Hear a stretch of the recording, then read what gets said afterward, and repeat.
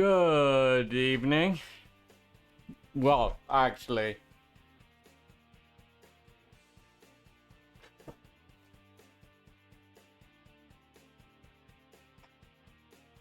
it's more like good afternoon, isn't it? So, last week, we engaged in the quote-unquote inconsequent debates on behalf of Jubilost, during which we won by the skin of our teeth, kinda, and we got 3 questions answered, which for Jubilost, he wanted to know why the gnomes left the first world. And answering that question was... he got a fairly... the answer he got to that question was not one he was satisfied with. But that also left 2 questions we could ask, which I started obviously with the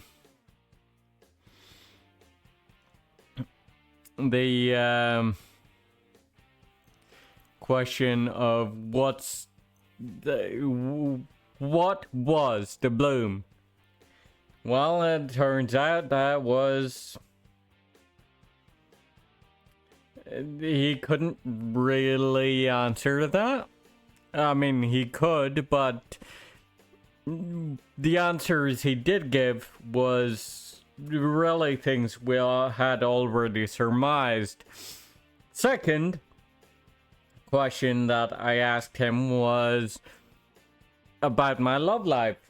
If there are anybody in my party who is interested, let's say. The answer to which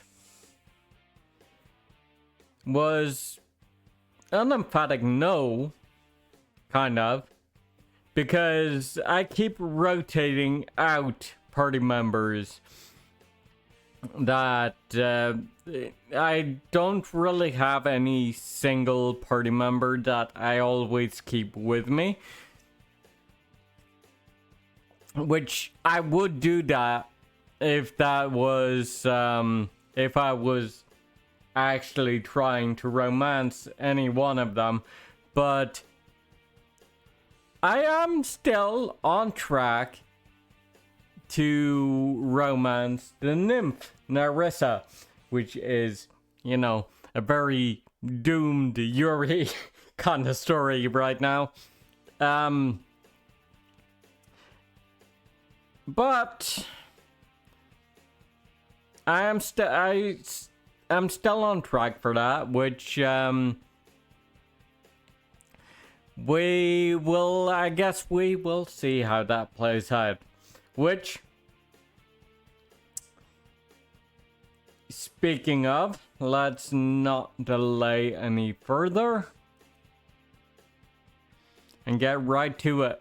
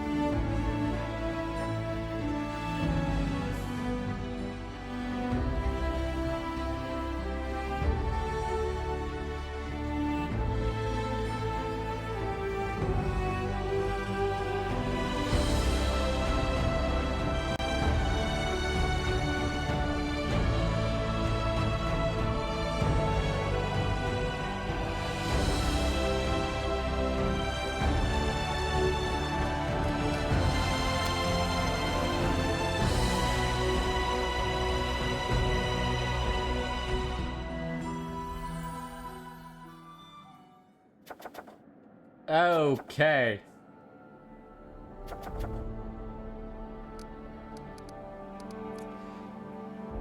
So...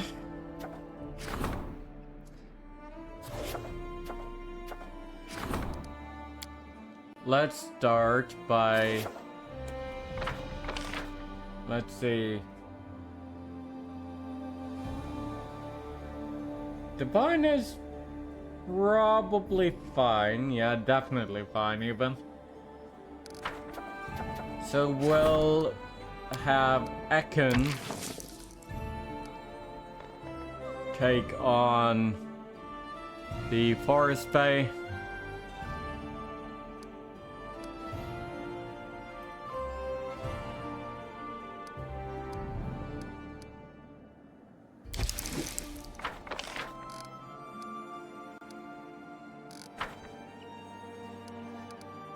Except I don't have any crisis points right now. And I'd rather not fail it, so, yeah. Thorin, I guess you're up.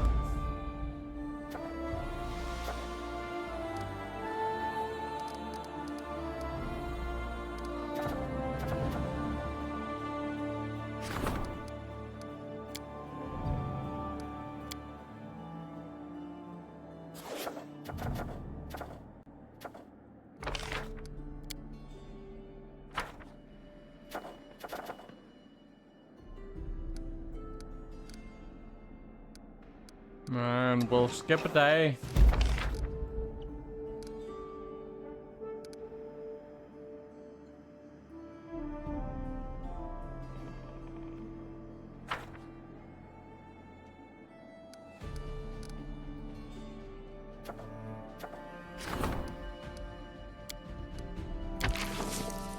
Lindsay.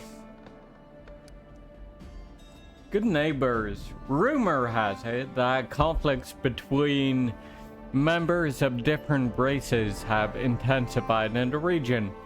More and more complaints have been received, but the local guards deny everything.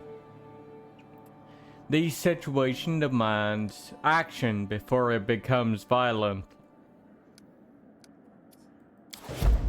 Lindsay, you handle that.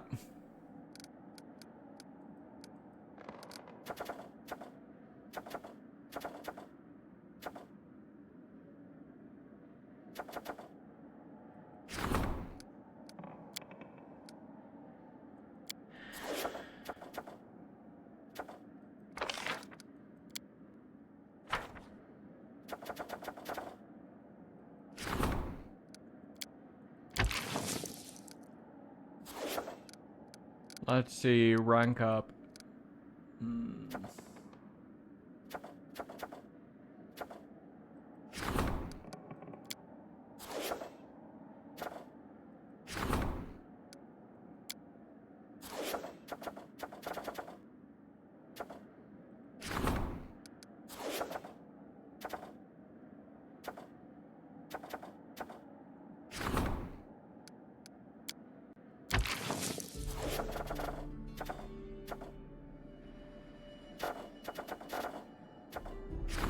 Let's rank up stability then.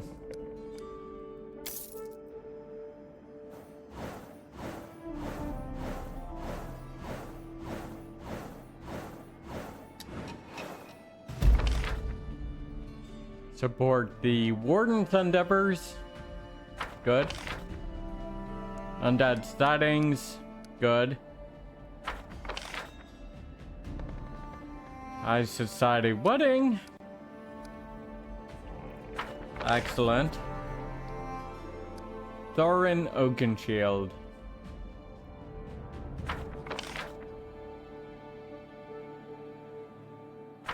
Nice.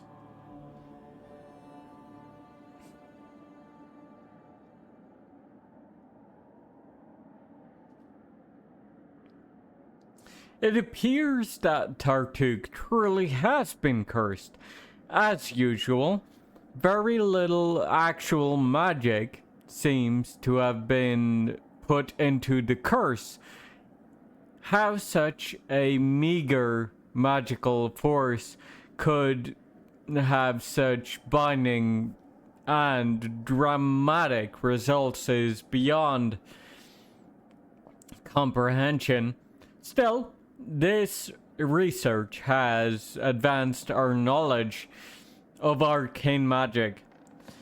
We have acquired deeper understanding of the nature of curses. Nice.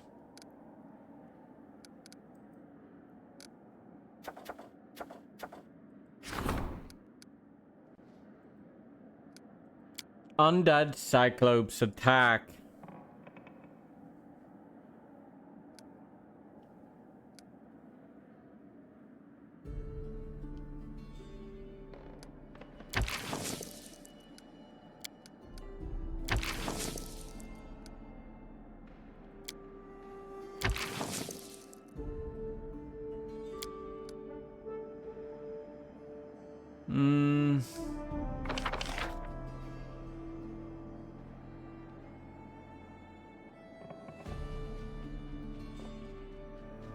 Yeah, military is already at 100. Divine is already over 100. I think let's go with stability.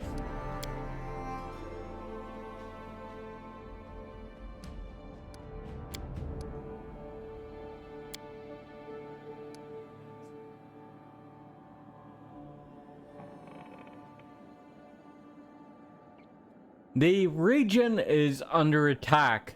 Undead Cyclops are ravaging settlements in the area, and the locals are begging for help. That's an 85% success rate, though. Huh.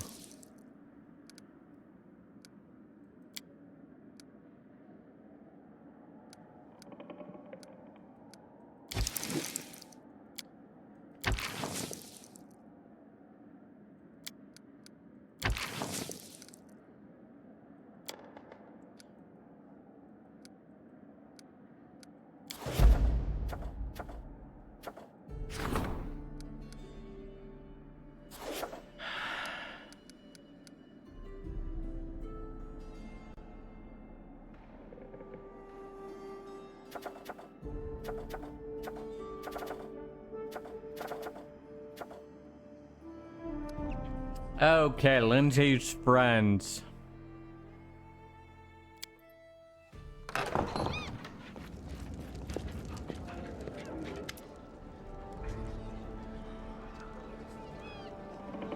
Alandi. A young man runs into the throne room. His clothes, unformerly stylish and sophisticated, his clothes, formerly stylish and sophisticated, are torn and muddy. Your Grace! Grace Shelley, I made it alive. I beg you, please help us. Alandi? What in the hell are you doing here? Lindsay blurts out angrily. Oh, Lindsay, I am so glad to see you. Forgive me, Your Grace, for my lack of decorum. My name is Alandi. I attended the Pythaxian Academy of Grand Arts with Lindsay. Our teacher, Abaldi Insightful, has been forced to flee the wrath of King Irvedi, along with a group of his students. We almost made it to the capital, but we were caught. Only I managed to escape and find help.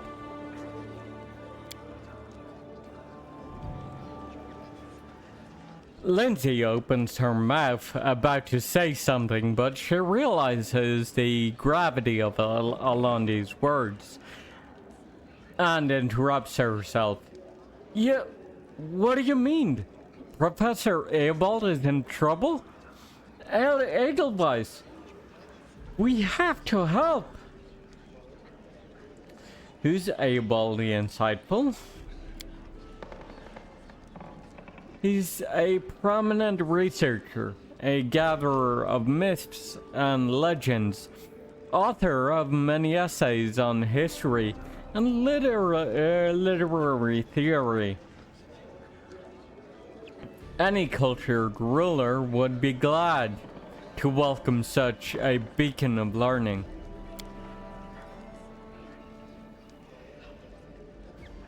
Professor Eobald was one of the wisest people in the academy, maybe in all of the River Kingdoms. I knew the king would kick him out sooner or later, but like I told you, Aravetti isn't interested in sages and scientists. He just wants bootlickers and toadies. Why did you run from Aravetti? King Aravetti is a jealous ruler. He doesn't intend to hand the title of the region's cultural capital over to anyone.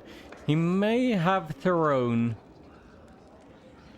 our teacher out of the academy, but he would rather see Eobald dead than working for any of Pitax's neighbors. And if the refugees return to Pitax, they won't be spared a chopping block. Why didn't you send word in advance?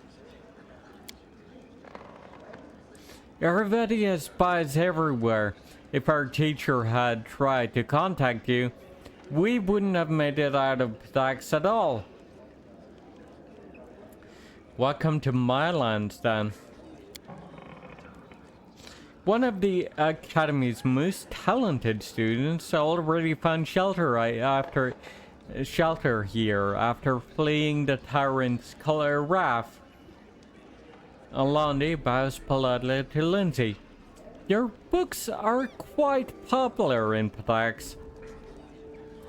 They're a living reminder that culture yet blooms beyond Aravetti's reach. We had hoped, Your Grace, that you would take us under your protection as well. Lindsay winces, but says nothing. Is something wrong, Lindsay? No. Yes. Not important right now. We need to save Professor Eobald as soon as possible. Where will we find Eobald and his students? Aravetti's thugs caught up with us near a giant tree. A sycamore, I think. If you go immediately, you should have time to intercept them. Fine. I will find your teacher. Thank you, Your Grace. You won't regret it. I'll hurry back to the tree. I can't believe Aravetti actually kicked out Professor Eobald. Well, it's his loss. We'll save him. Just don't go without me. I miss my old teacher terribly.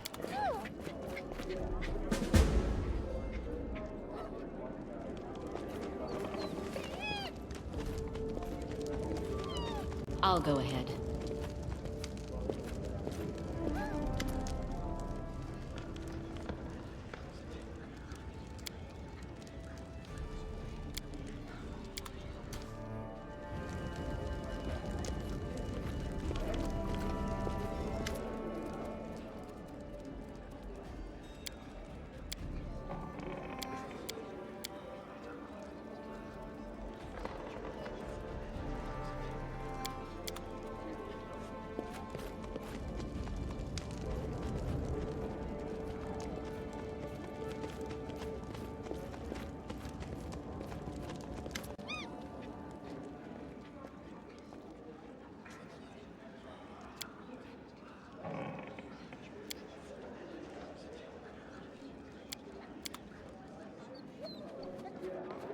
Hmm.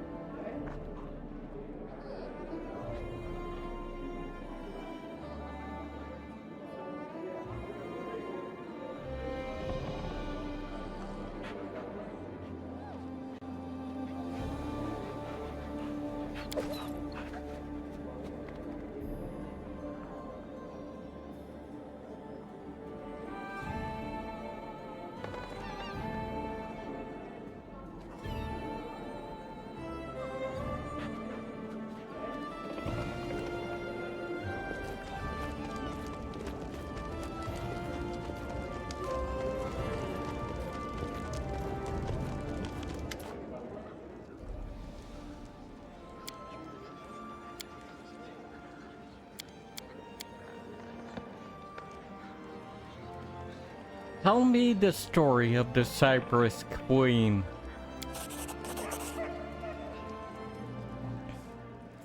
I hear the noise of the capital, merchants shouting, horses neighing, soldiers' armor clanking. But this is all from far away, from beyond the tall walls of the palace garden. The noise is barely audible through the lush vegetation. But here, in the cool stillness, I can hear two lovers whisper beneath the shadow of an ancient cypress tree. I'm not one of them. No, I am just a frail cypress twig.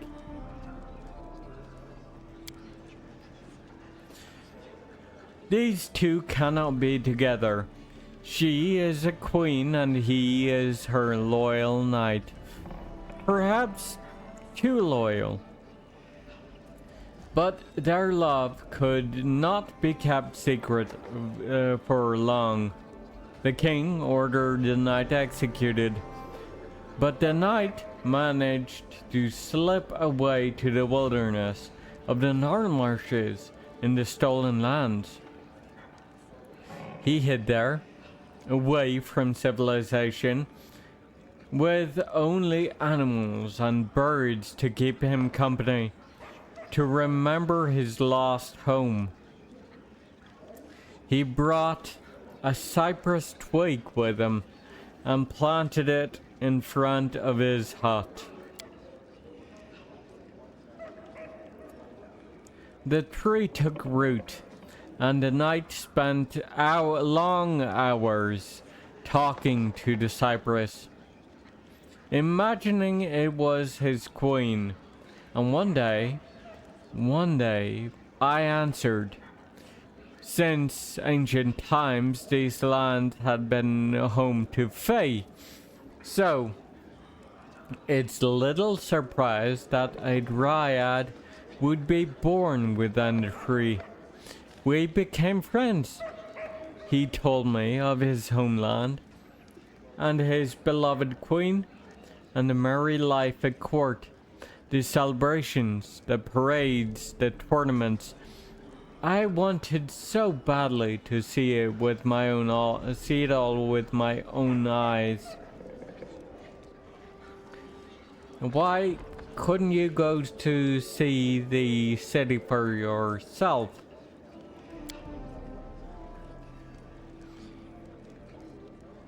You know why not. Dryads are bonded to their Or you know not? Dryads are bound to their trees. We cannot stray far from them. And even if we could, our kind tends to not get favorable reactions from humans. They find us too strange, too alien. I doubt I would have been warmly received in the city. Did you fall in love?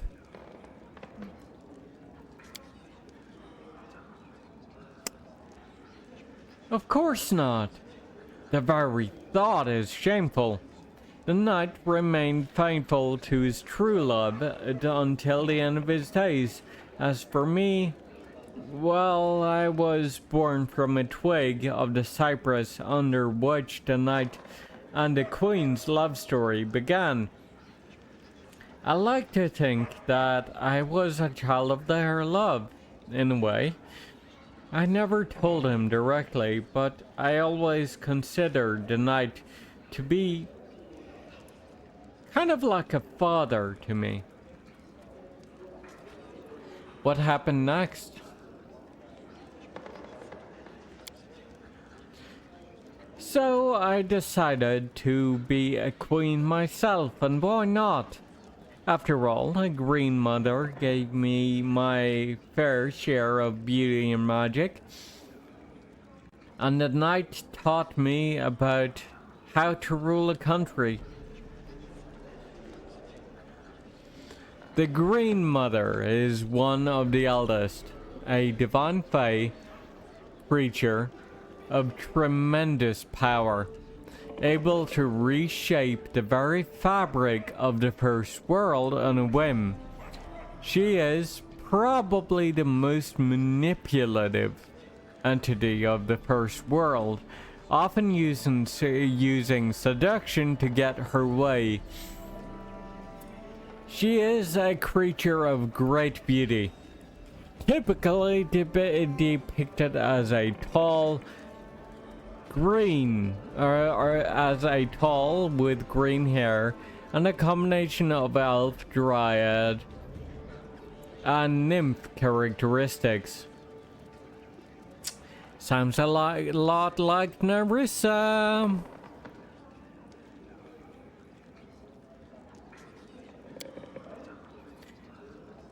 I organized a celebration.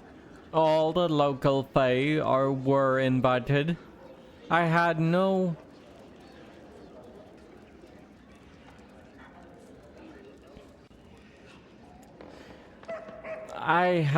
idea there were so many of my kin in the neighborhood. Everybody came. Shy nymphs, merry satyrs with their reed pipes, tender nixies, leprechauns with their fancy buckled hats, and shiny boots. Their celebration lasted 3 days, and my guests enjoyed it so much that every one of them proclaimed me their queen at the end. I wasn't establishing prisons or taxes or other nasty things common in human courts, but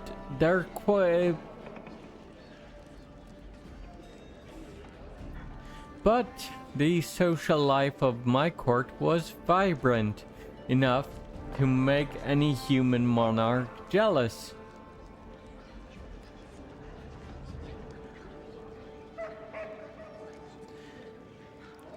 And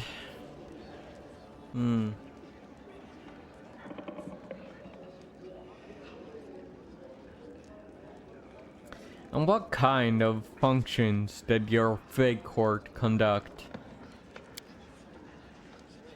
We did all kinds of amazing things. Sometimes I hosted dances that went on all night, or held tournaments in which satyrs would entertain the audience. kicking each other for the right to kiss me. There were even parades organized for the local animals. Just imagine deer, boars, and bears all marching in lines. Even those Fae who initially didn't like the idea of a kingdom were happy with things. I think we may have been the only kingdom in the world built without a single drop of blood spilled. Built on foundations of joy and happiness. So your kingdom wasn't real. It was basically just a game. What an odd suggestion. What about your country? Is it real? Or could it just be a game with complicated rules and high stakes? Our kingdom were as real as we were. And then what? Life in the woods changed a lot over time, and then I changed too.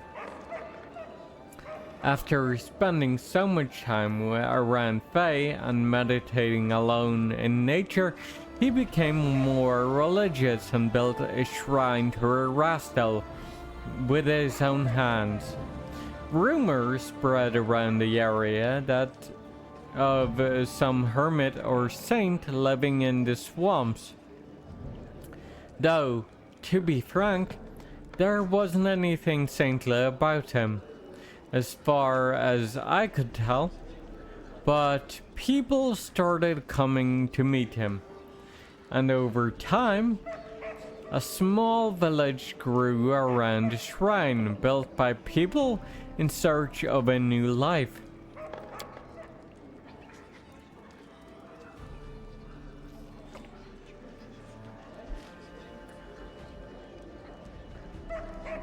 As word spread of our kingdom in the woods, some people were surprised, while some just smiled knowingly.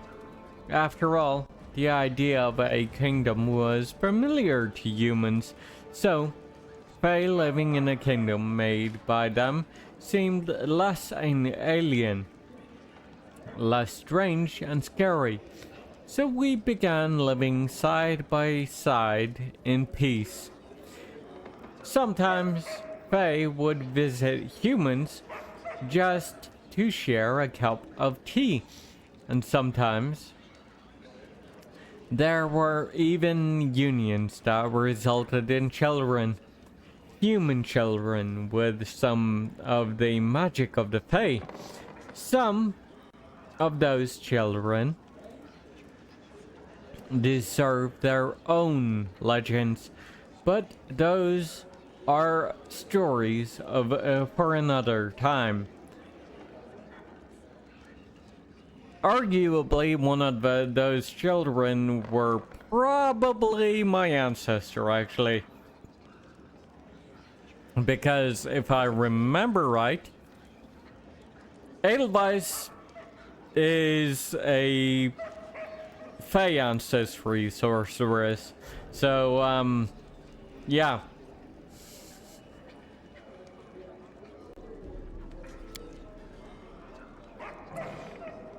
Human monarchs are quite different from their subjects. They have eyes everywhere, their arms are long and their memories longer. As the village grew, news of the location of a disgraced knight made its way to the king. Eventually, a small but heavily armed group of the king's men arrived in the village, demanding the hermit knight leave with them immediately. The villagers, both human and fae, were ready to fight to defend him, but the knight followed his unwelcome guest voluntarily. He said he wanted to avoid bloodshed, and he was old and longed to see his homeland and his beloved queen once again, even if it ended with his execution. So the knight was taken away. Everyone grieved for him, myself especially, but as time passed, the pain subsided, as it tends to. Both the village and the Fae kingdom happily lived in peace for many years after. What happened to the village and the kingdom after that? The storyteller inclines his head respectfully. Wait. Shit.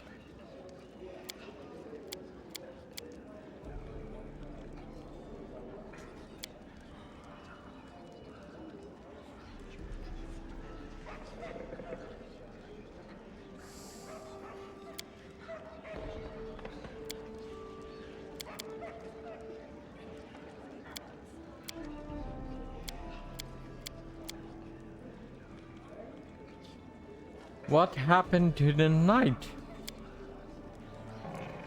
I know not.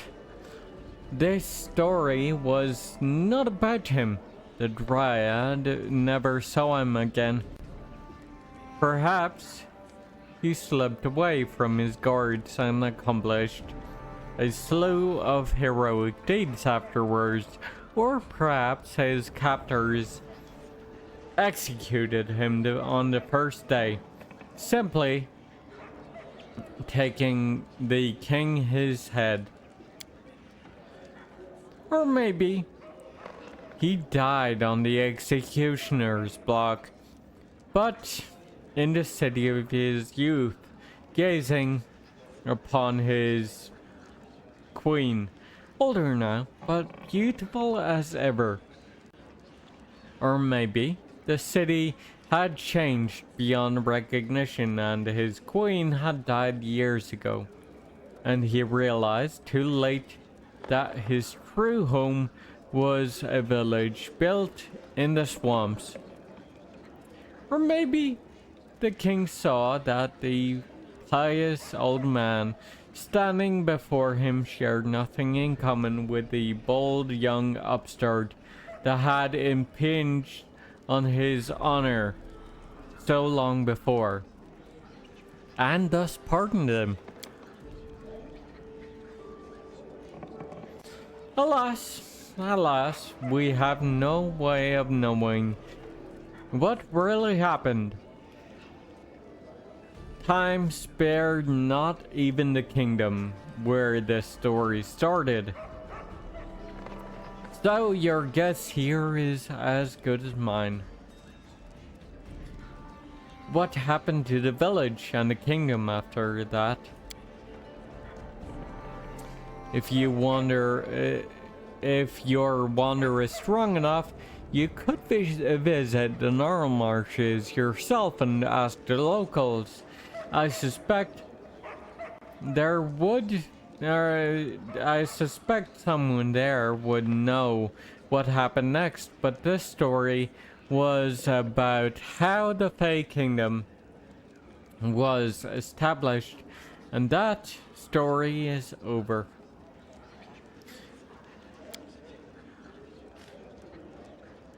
Well, I do have some shards of an ancient artifact,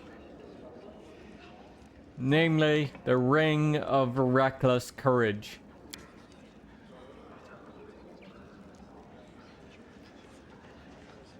I found some shards of an ancient artifact. Could you restore it for me at the anvil? May I? The storyteller gently touches the items in your pack. What a curious thing. Or a curious find. Shards of the Ring of Reckless Courage, it would seem. Notice how they bear evidence of melting here and there. Lady Luck favored the ring's previous owner for quite some time. But when she finally turned her back on him, the consequences were quite grave. If you wish, I can restore the ring for you and tell you its story. The storyteller shudders, his face grimacing in disgust. This is one artifact that would have been best left in the darkness of the past. These scraps you have brought are from the Cloak of Souled Souls.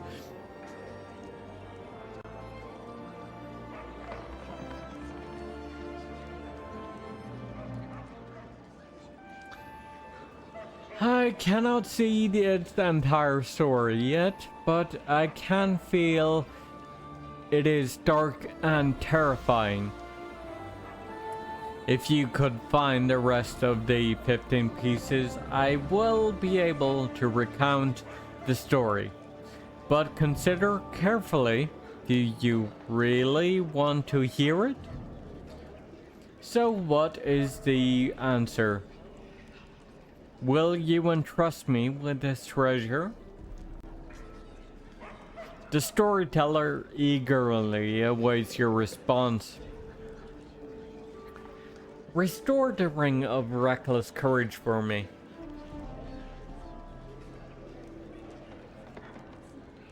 The storyteller clenches the melted shards in his hand.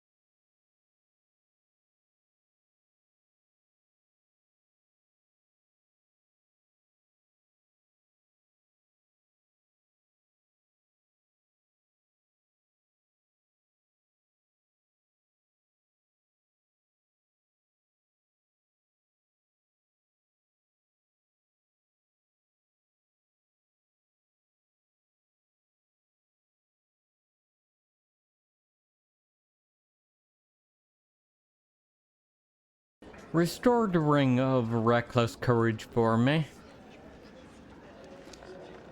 The storyteller clenches the melted shards in his hands. Luck is a fickle partner. You may think yourself her favorite person while she sits and conspires to trick you. I will impart a remnant of my gift within this ring so you may recall its story. May it caution you against recklessness, or perhaps inspire it. The choice, of course, is yours.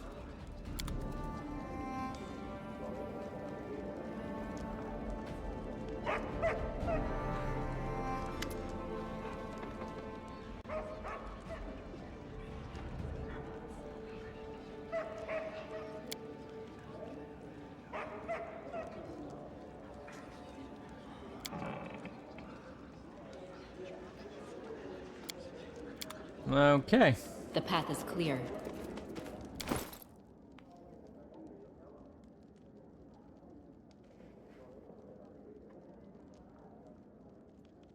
The Ring of Reckless Courage. This ring grants a +4 enhancement bonus to Charisma, +4 competence bonus to Stealth and Trickery skill checks, +4 bonus to attack rolls made to confirm critical hits, and a +2 to the DC of mind affecting spells cast by the wearer.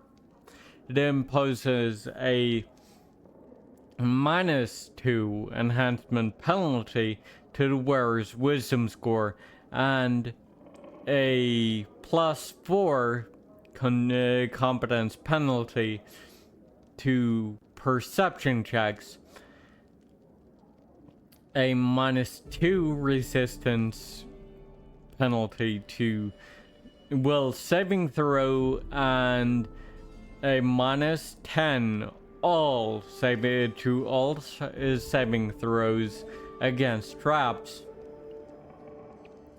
Whenever the wearer receives a critical hit, they become confused for 4 seconds.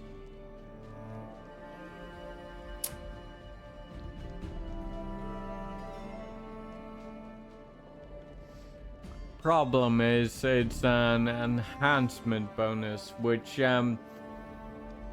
means that while I would certainly welcome that +4, it doesn't really stack with the headband of mental perfection.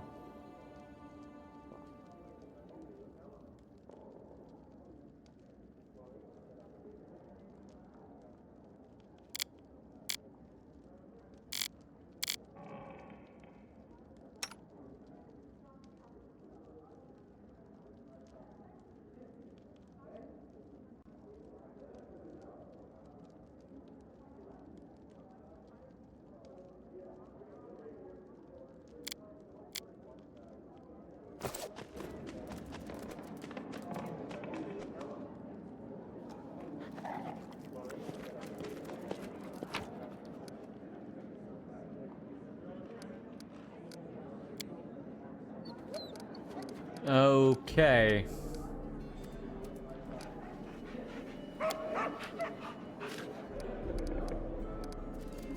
Lane Z.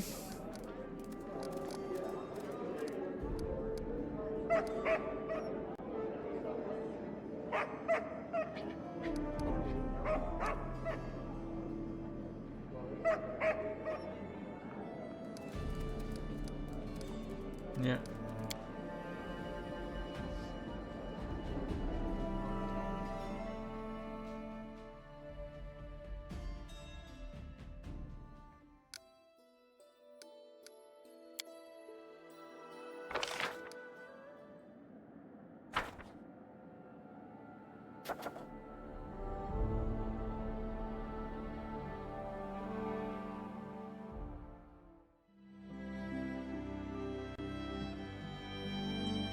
So now we go up to the old sycamore.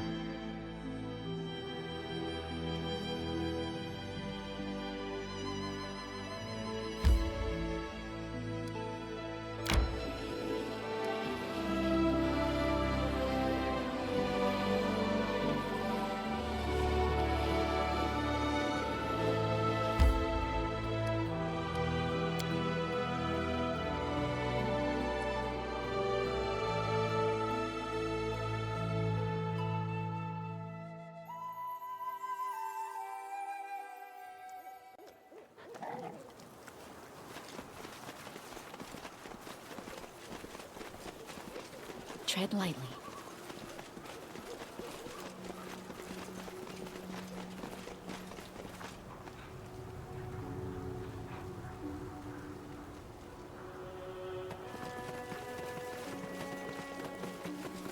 Let us be careful.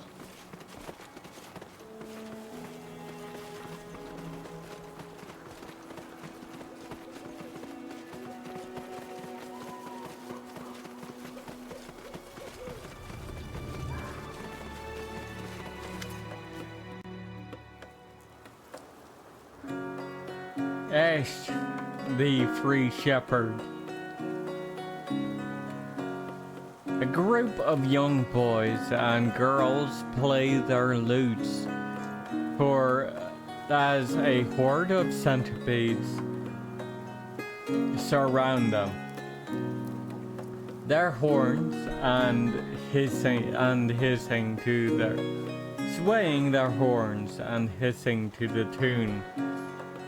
A fat mite stands nearby, listening to this strange concert with a blissful smile. Music! Fine! Play! Play! Eobald the Insightful. Have mercy of them, on them. Look at their fingers, they're bleeding. An old gray-haired man begs the mite from among the musicians.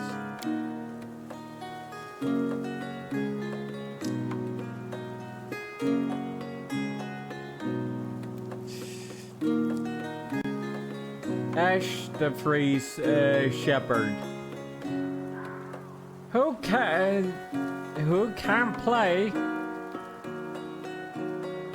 can be foods to sweet pedicants. No one to be food to play. Professor Abel, I presume. Your Grace, Lindsay. Pray, Shaylin, I beg you, save us from this music connoisseur. Hey, mate, who are you?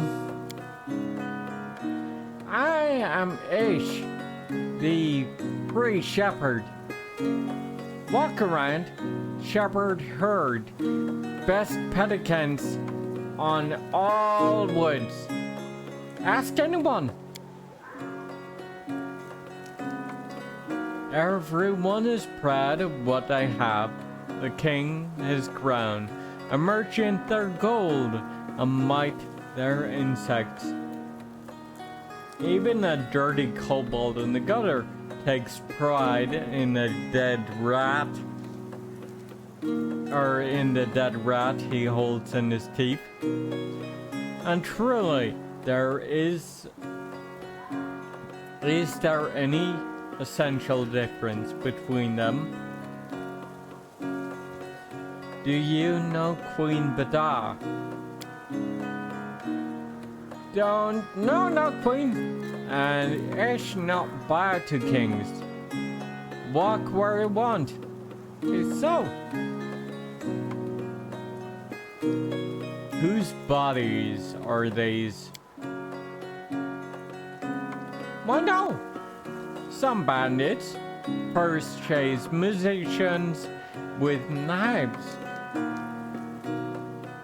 then go at pedicents. Sure, we not refuse if use free food. Right for you, sweeties. Right?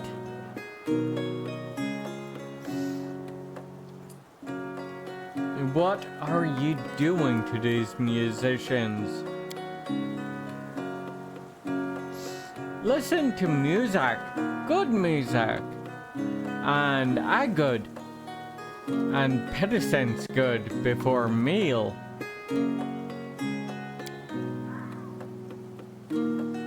I don't understand why you like talking to all these forest creeps so much.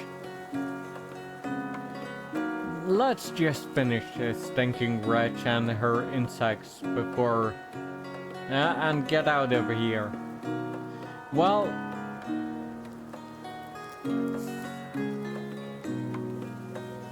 mostly because talking to them helps me understand them better. Hi, Etram, thank you for the first. Hold on, birds, we'll save you.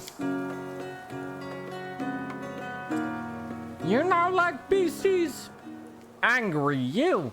I feed you pedicents. Learn you. You cannot stand against me.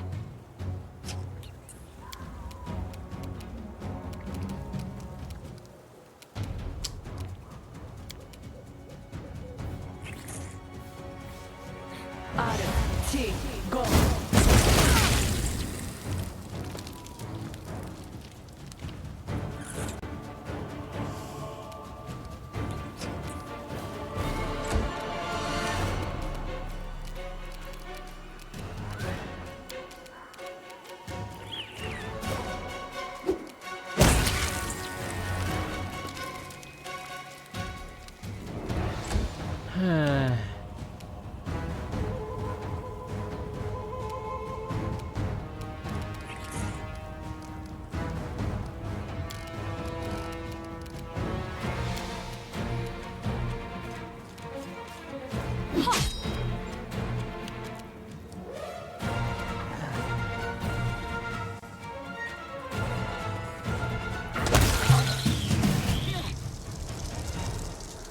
A solid plan.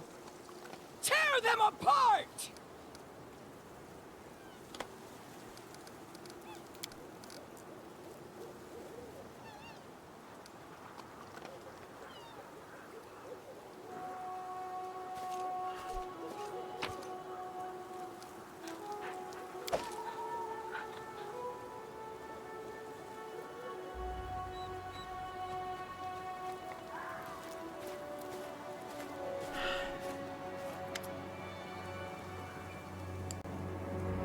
Look who's here, Lindsay. And is this her grace?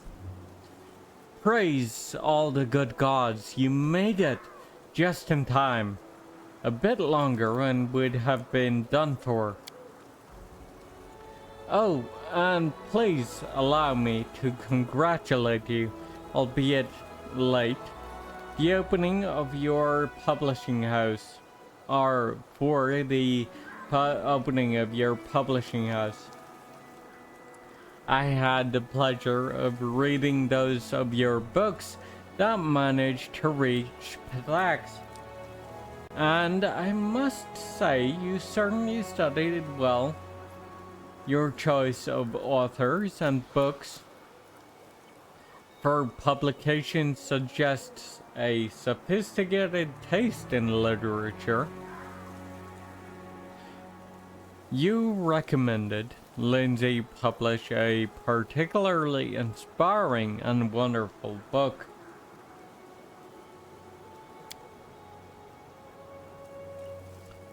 Teacher, I'm so glad to see you. I can't believe that a talentless hack like Iravetti kicked you out of the academy. I wish everyone could see what a philanthropist and patron of the arts he really is. His tricks couldn't make up a whole book. Hydrate? Okay. I will hydrate.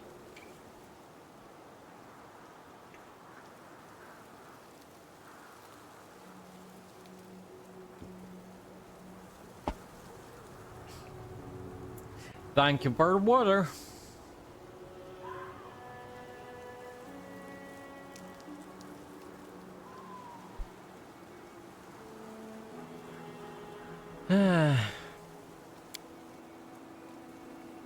You know, Lindsay, that's not a bad idea. Details of just how much harm the king brought upon his own academy. If you find yourself with time between adventures, I would be happy to sit down and write such a book with you. All the more so now that you have your own printing house to print it. Surely? You want to work on a book with me? Of course I'll find the time. Let's head off for the capital as soon as possible. I can't wait to get started.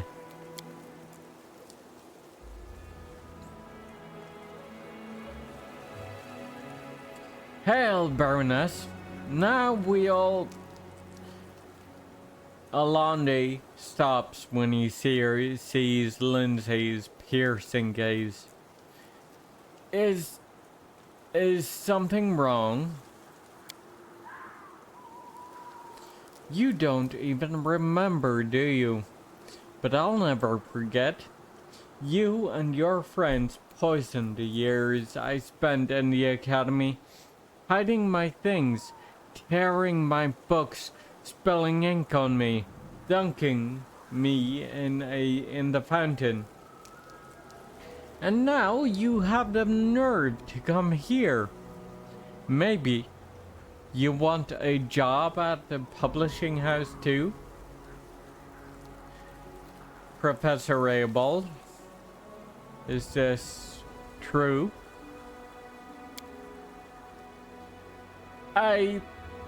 Of course, I would never dare accuse our dear Lindsay of lying, but I know of nothing of these accusations.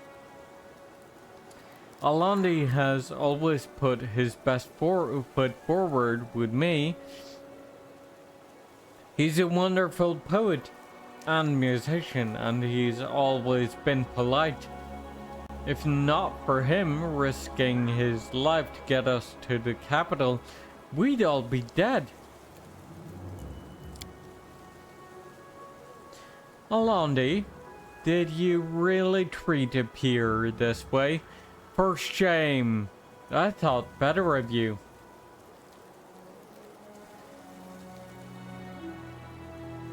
What do you have to say for yourself, Alandi?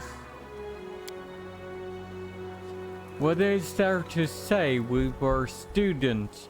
Sometimes we made jokes, pulled pranks. Sometimes we were rude and stupid. I'm sorry, Lindsay. I'm ashamed of my behavior. I never should have done those things to you. You can shove your apologies all the way. You hear tears in Lindsay's voice. Please, Lindsay, we are at your mercy. Will you truly stoop to revenge? Is this what you took from my lessons? What do you want to do with him, Lindsay? I don't know.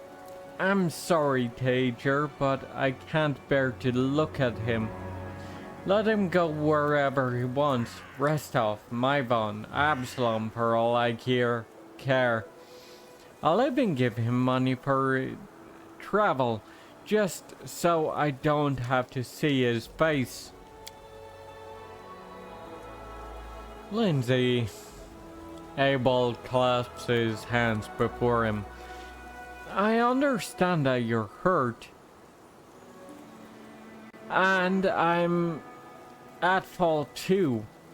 If the other teachers and I had paid as much attention to the students' behavior as we did to their grades, Abel closes his eyes and takes a deep breath. I cannot change the past, but please find it in your heart to forgive Alandi. He's an exceptional poet. Allow him to atone for his behavior. Bring a little kindness and light to your barony.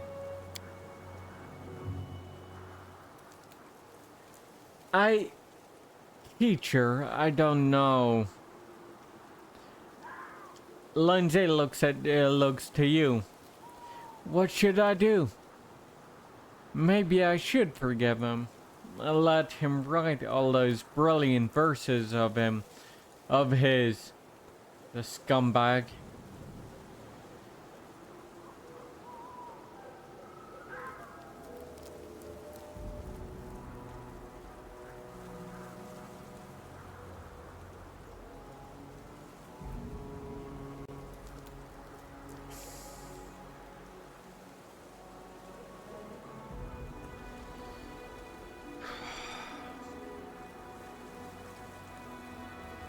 It is your decision, Lindsay. Lindsay points towards the woods. Get lost. I don't care about your poetry. I can't forget how you tore up mine. Alandi lowers his head. As you say, but I am truly sorry. Well, Your Grace, Lindsay, you are well within your rights. Let's get back to the capital. I can't wait to start working on the book. Teacher.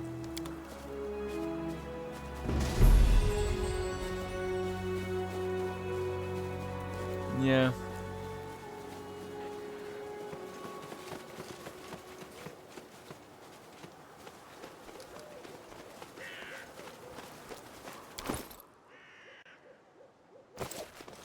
Sylvan Sorcerer. Yeah, I thought so. So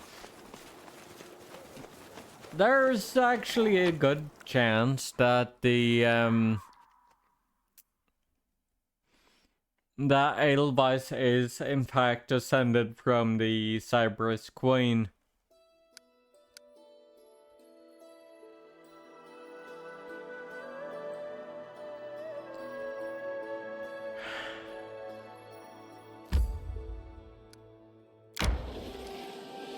Resting would be nice, don't you think? Yes. It would be.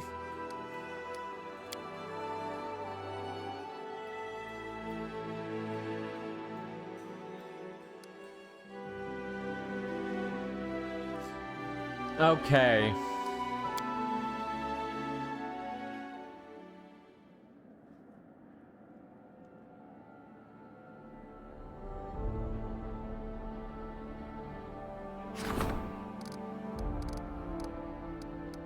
The Gnarl Marshes. The village there is pretty much, it's already full, so yep.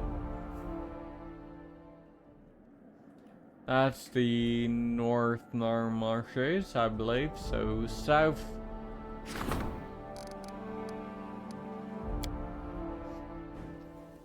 is also maxed out.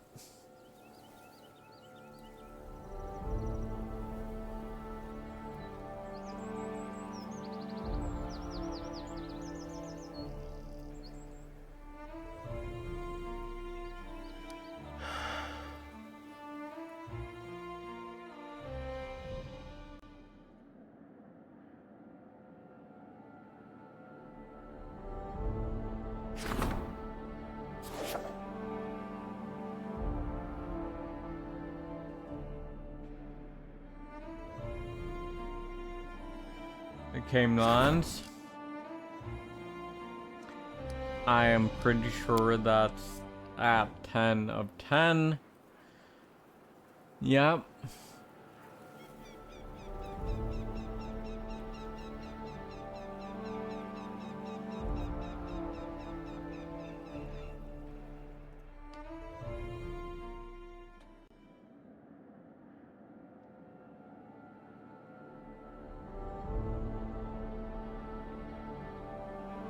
Silver Step.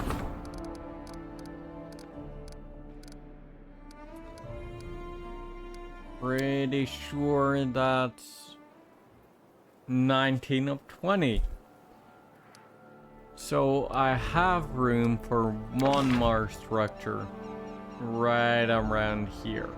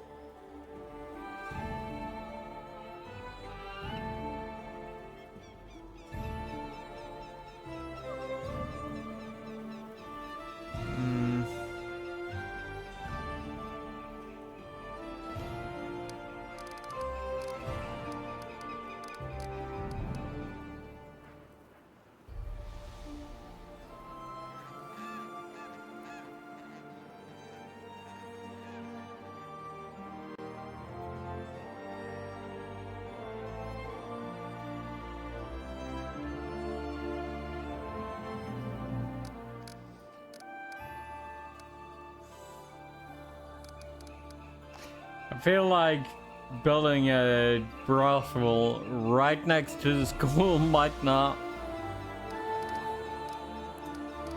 be great.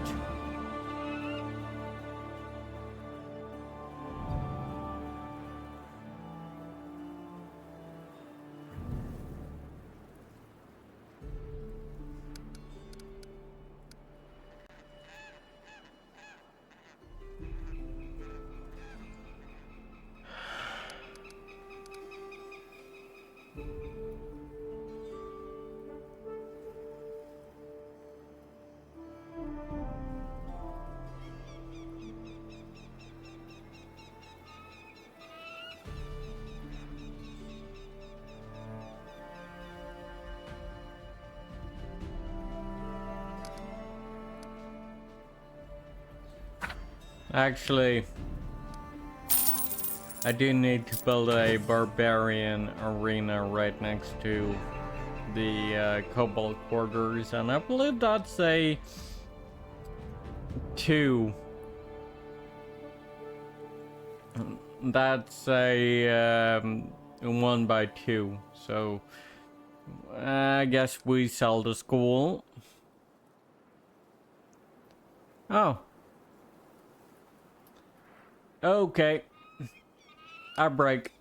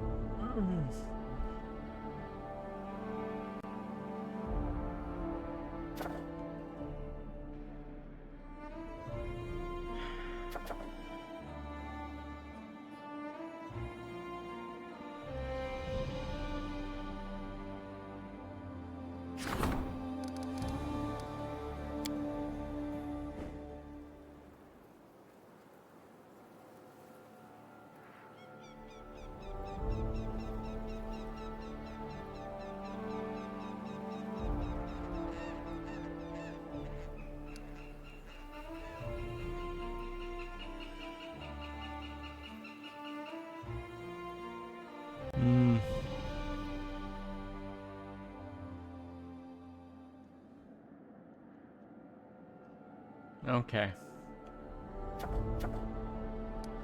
Well, I guess we save the game here. My strength fades. And then let's see, community loyalty.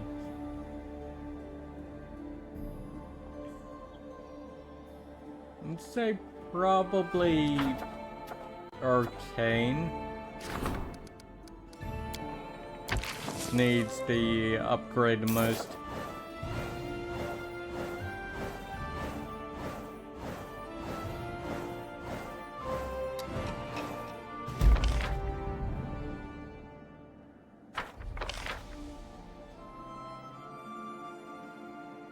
Parisian patrols.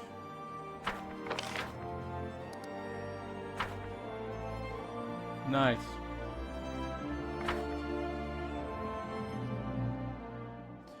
Trade agreement with Galt.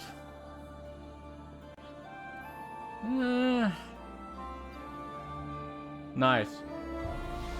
All right.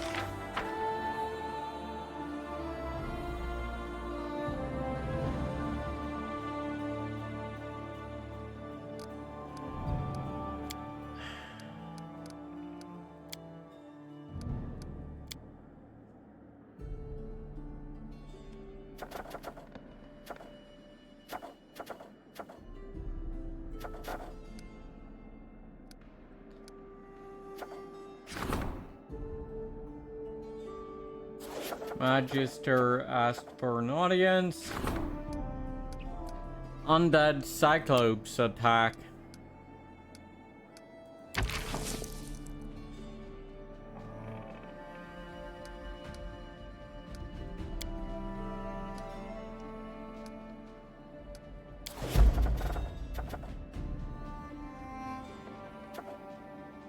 Colored Scouts. The locals have sighted small bands of barbarians in the area. The people are worried. Some of these intruders are only forerunners to an impending invasion. Someone should investigate further.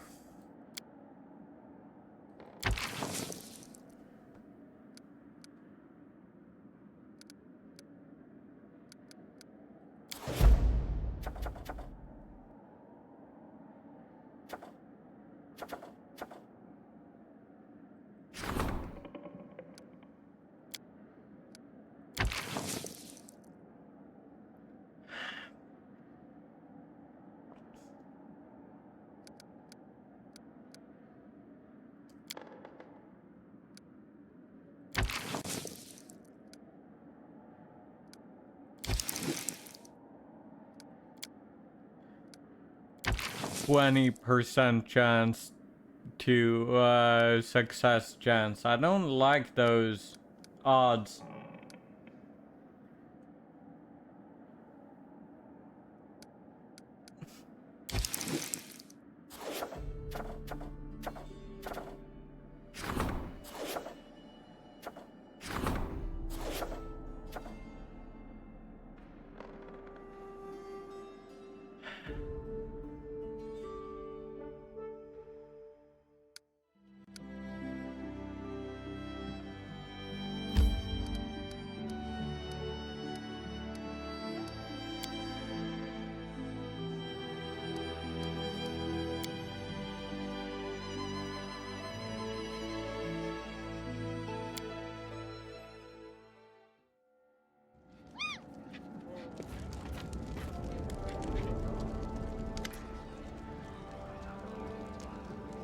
A messenger from a distant village has arrived.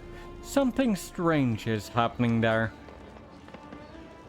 It would appear some wizard is fooling around. The locals have never met any wizards, but one of them found a strange charm from the swamps not long ago.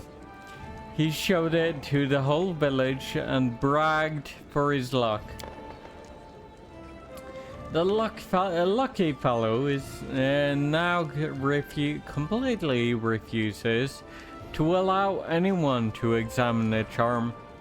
So no one has been able to discover if it is the reason behind the disorder in the village. He is within his rights, he found it, and it is his property. Besides, the magical interference so far has been harmless. No one has yet been hurt.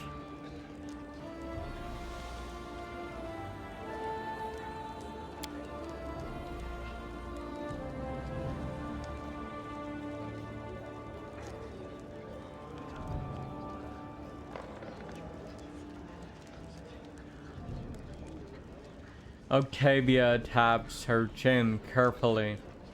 I think the locals are simply scared. And nothing more. Let's not make something out of nothing. And leave the charm to the person who found it.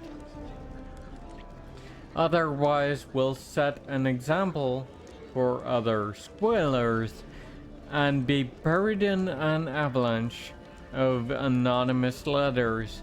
It's only one little trinket. What's the worst that could happen?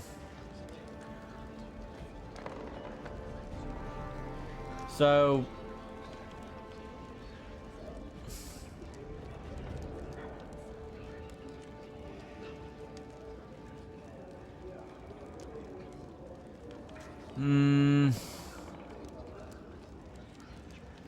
loyalty +3, arcane -2. I do not want that, because loyalty is already really strong, really high, so On the other hand, loyalty minus 3 and arcane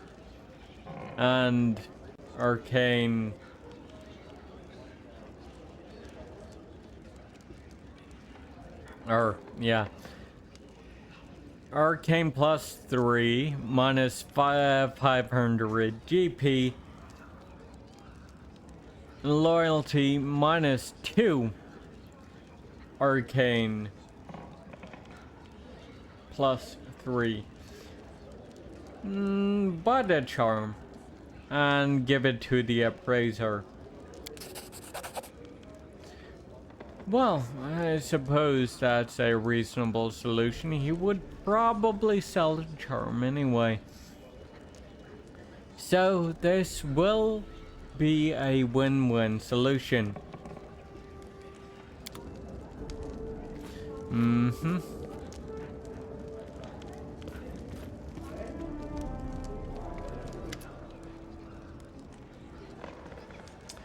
A strange quarrel. I don't understand. There's a region where bullets live. Guards and hunters. Kill them.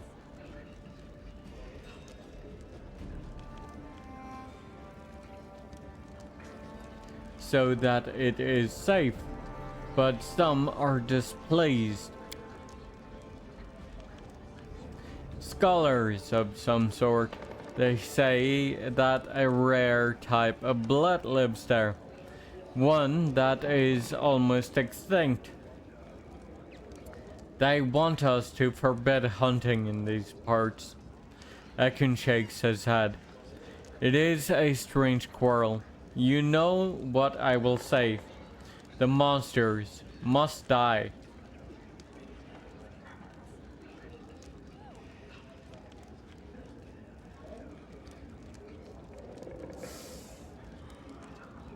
Well, community plus 2, relations minus 5, stability plus 4.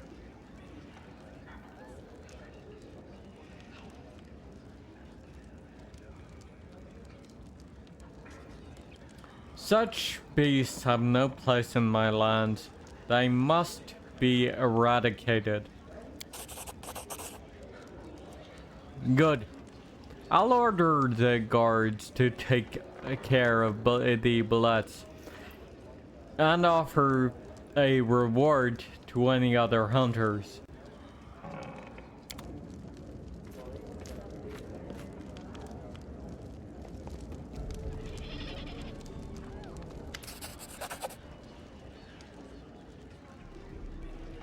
The goldsmith's face shines. Your Grace, please accept this humble gift as a token of my deep affection, respect, and whatever else the rules tells me I'm supposed to say. And I very much hope you like it. I worked hard on it. Thorny ring.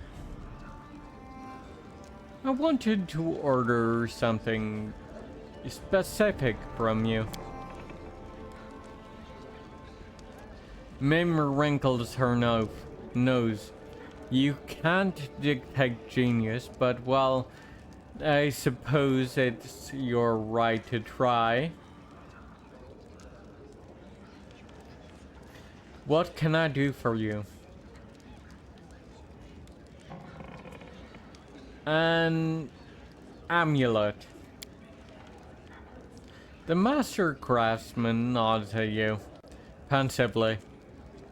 Alright, I think I have a draft somewhere.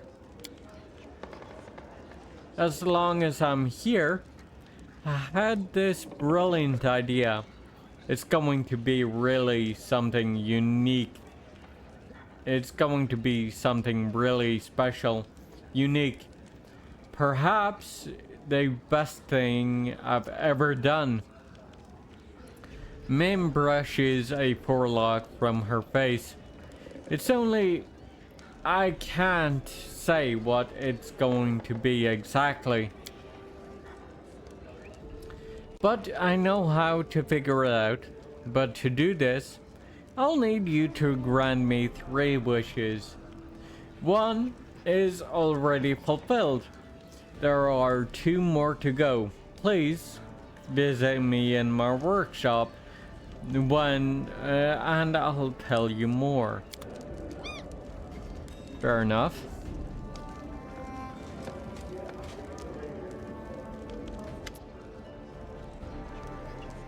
Barask the Wildfist. The half-orc bows diligently, trying to adhere to etiquette. Your Grace, I come bearing gifts, a sign of my gratitude for taking an old man into your service.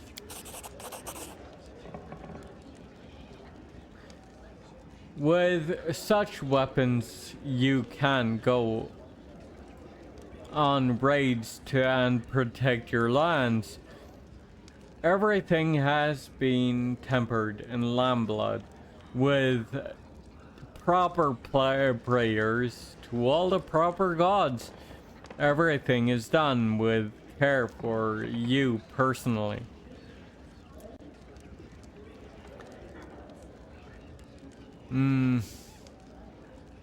Really now. That's some occult shit right there. Fair enough. Anyway, it was amusing work. I could give you something even more impressive. A weapon worthy of Gorham's Herald. But I'll need your help with something. Come by if you're interested. Yeah. I have a specific request for you. The half-orc's face becomes serious. Well, what are we making? Armor? Weapons? A 2-handed axe. The half-orc winks at you. Why strike with 1 hand when you have 2? Hmm?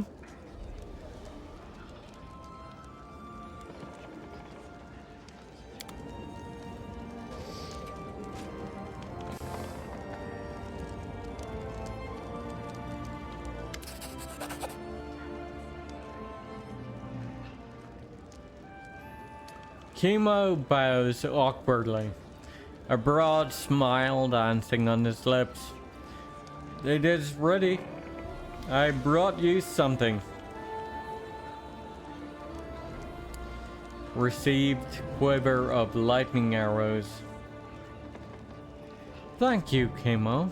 Could you make something specific for me? Specific? Why, of course. With pleasure.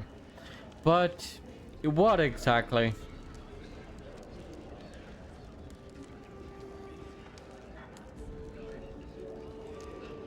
A bow. The elf gives a leisurely nod. I will do it.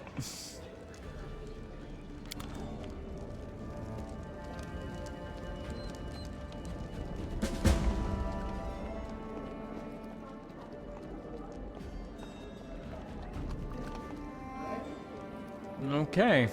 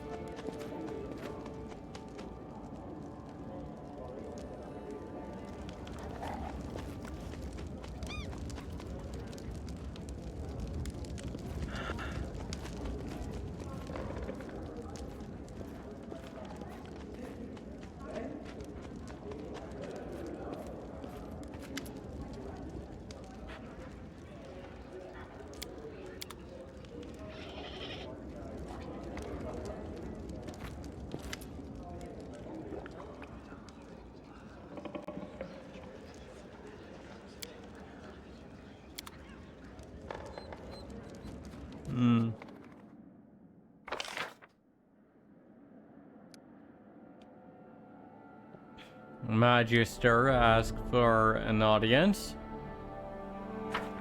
Good. Warden needs your advice.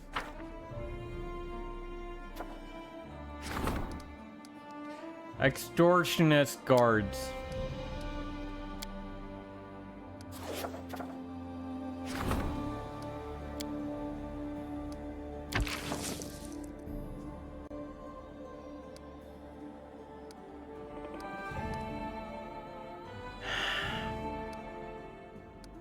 I don't have any crisis points to allot for this one, which means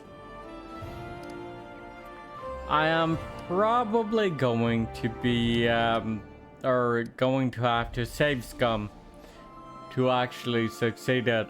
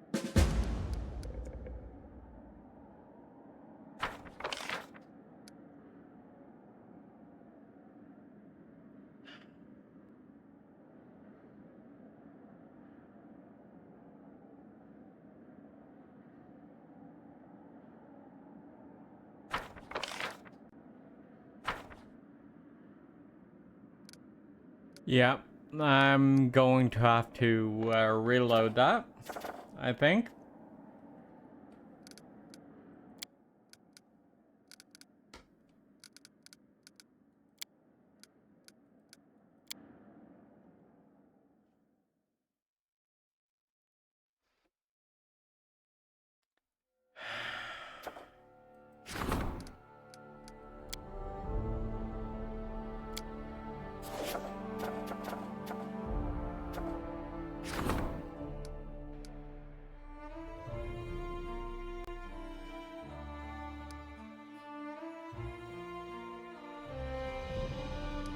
What's the deadline for this? Kellen Scouts should be attended before harassed first.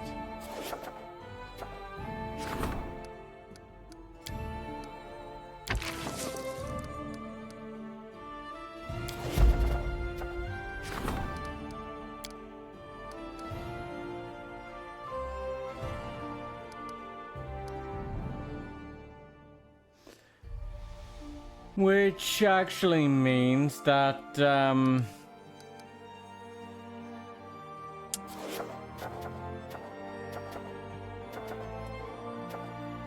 either the extortionist guards or the Kellid scouts are going to have to, fall through.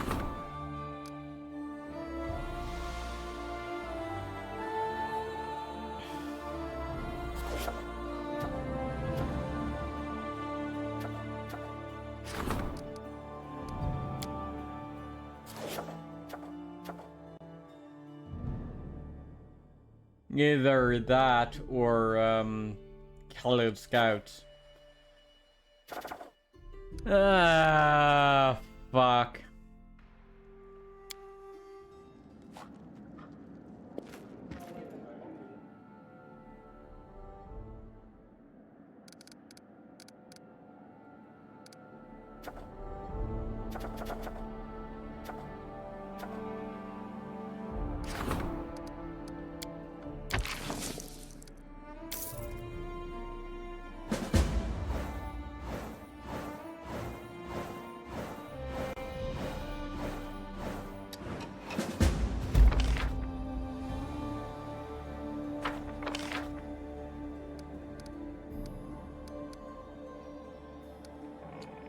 Loyalty and stability. I can live with that. Magical energy keeps building up. The arcane specialists are puzzled. According to their predictions, in 2 months, a powerful arcane spell will blanket the capital and the surrounding lands. Undead Cyclops, triumph, good. Extortionist guards, success. The general was able to arrest and try nearly all of the extortionists. The episode has stained the guards' reputation, but the locals are satisfied with or by the results of the investigation.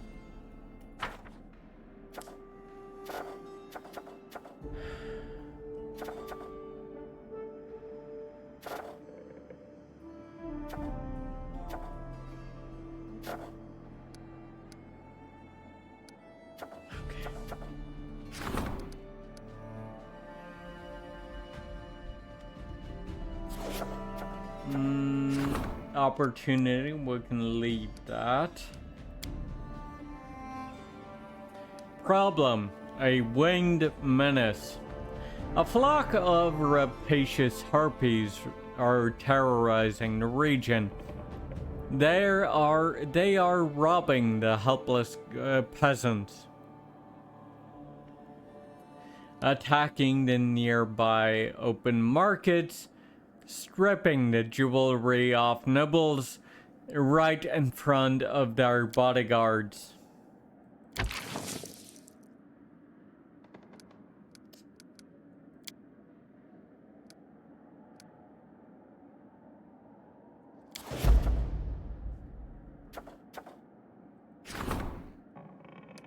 Problem: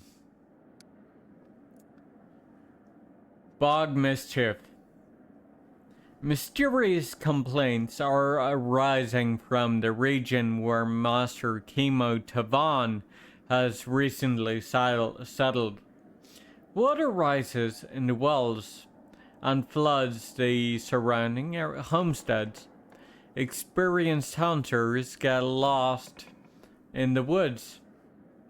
Food and wine disappears from the cellars, and maidens awaken with their hair woven into impossible knots. The people have asked the Barony's advisors to step in.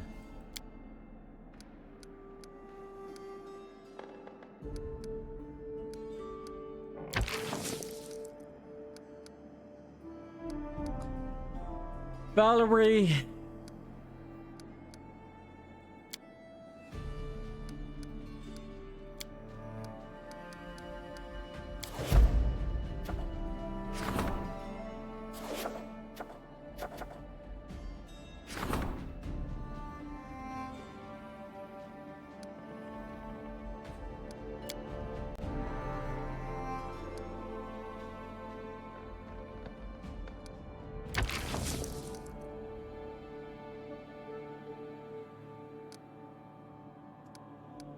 The circus arrived from Katapesh, or a circus arrived from Katapesh, full of performers with amazing skills and striking freaks.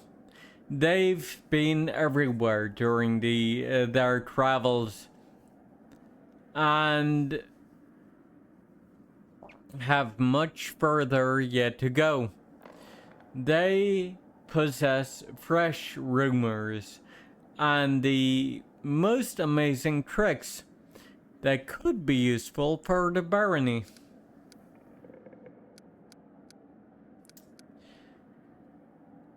Gibelos has a 61% chance to succeed that. Lindsay has an 80% chance. Let's take that then.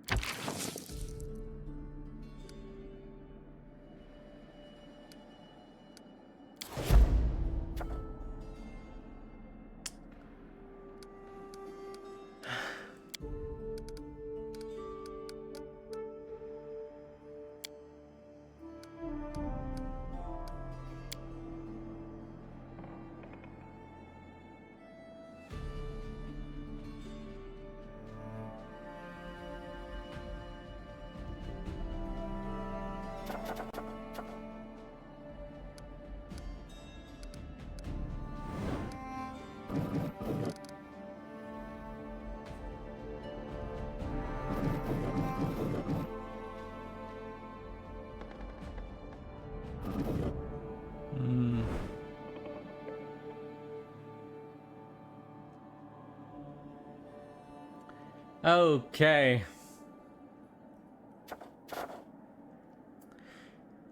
I think I am going to take a break there because it is about time for some food. But that said,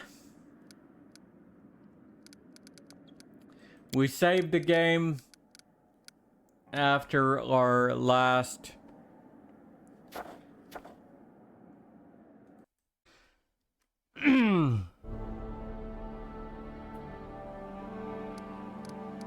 so rank up.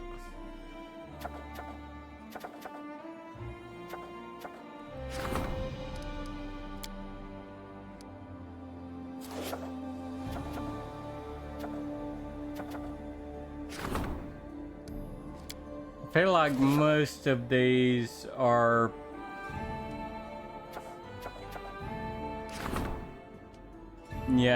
not going to be doable for me at the moment. Spend 2 weeks resolving the loyalty of your citizens in the barony. Yeah.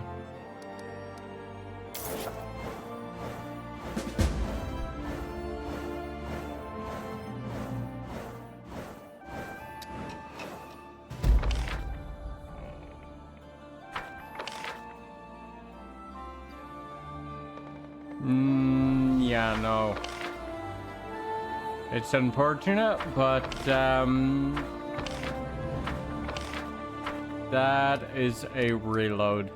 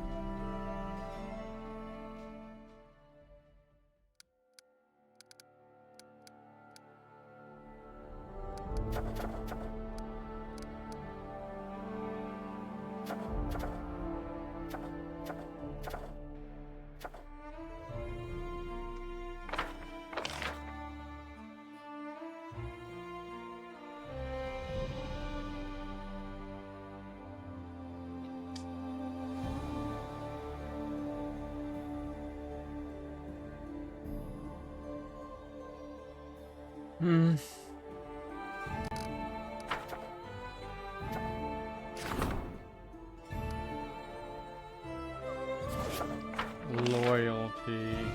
But that's already 5. So you know what? Let's actually rank up military.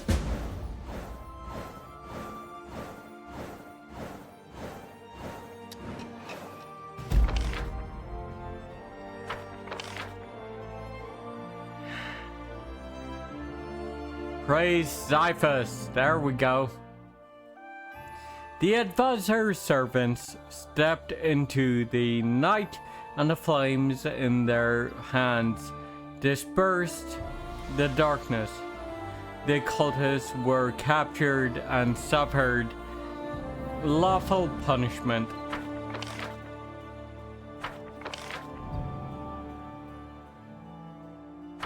Nice.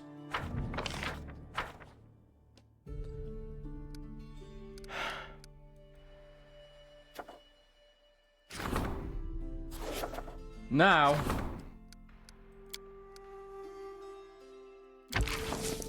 immediately,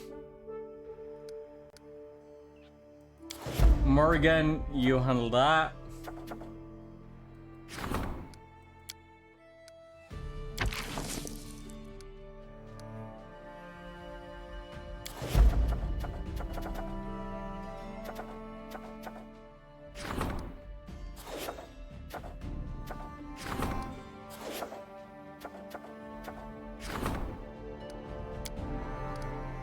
The People's Wrath.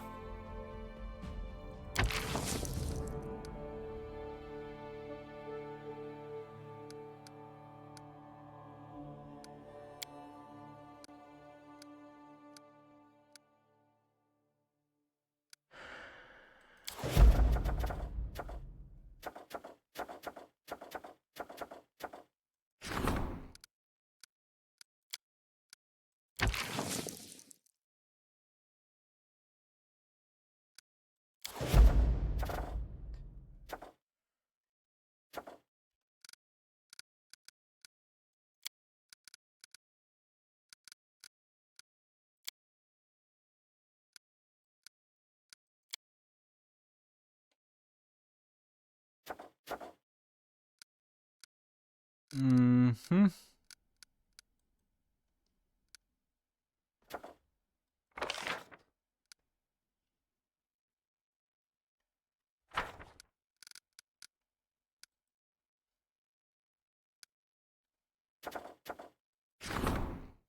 River Gold. Opportunity, 80% chance of success. Some locals find gold while panning along the river's sandy banks. However, this part of the waterway is actively used to transport trade goods.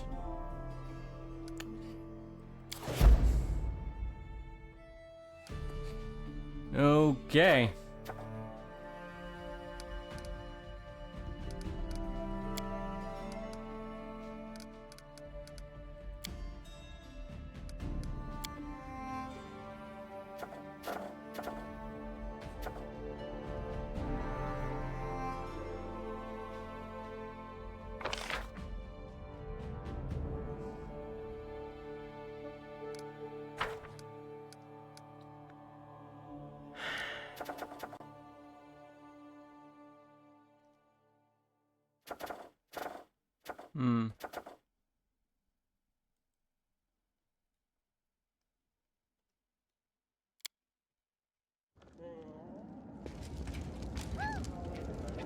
Hello, Morgan.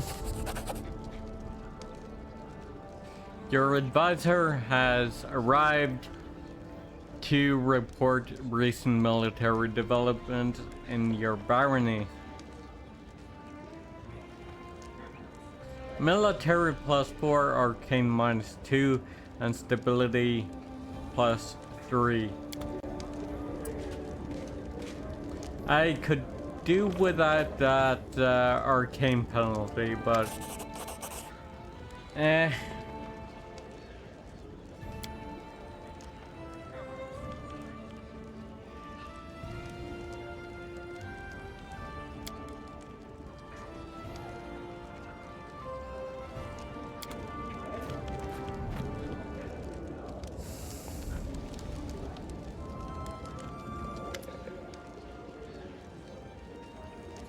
Dragon bows from the waist and addresses you ceremoniously.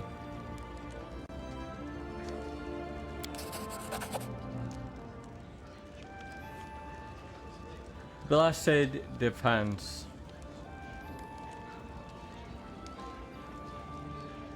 Thank you for your gift.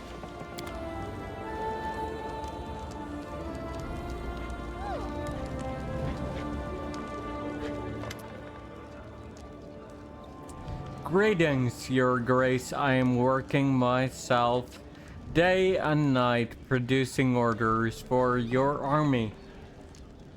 Working myself to the bone, I would say, is the appropriate way to say that. One particular item turned out too fine to serve a simple soldier. It would be more suitable for you or one of your loyal comrades. Take this gift to our gracious ruler from her master craftsman dragon.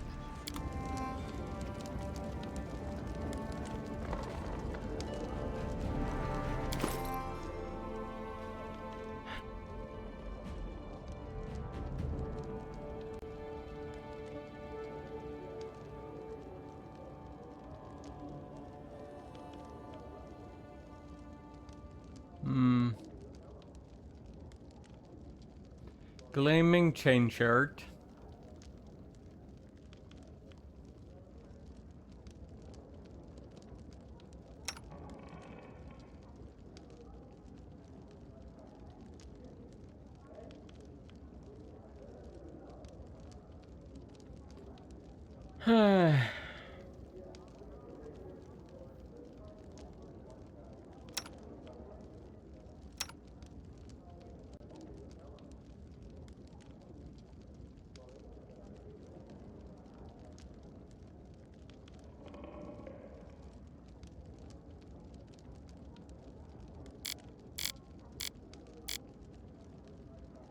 Valerie, Blessed Defense. Which, she already has one of those.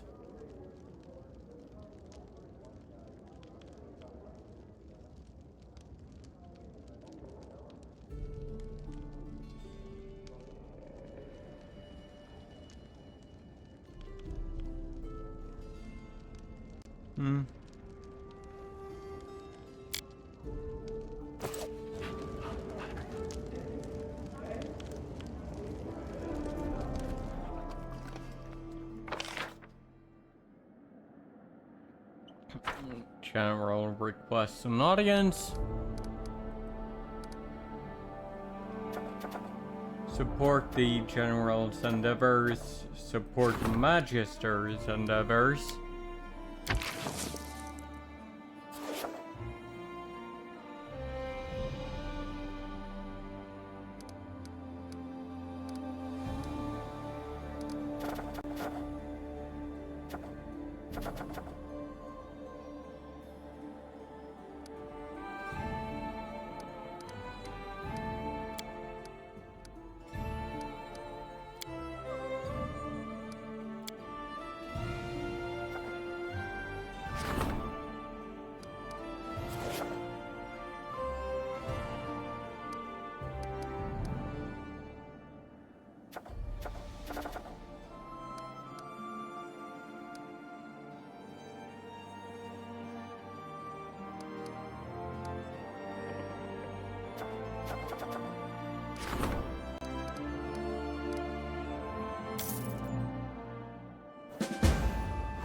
Hey, troubleshooter.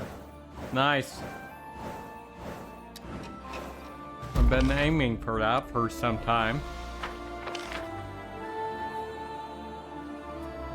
The circus. The curator managed to convince the circus to settle in your barony. Your subjects are thrilled they can see these amazing performances every day.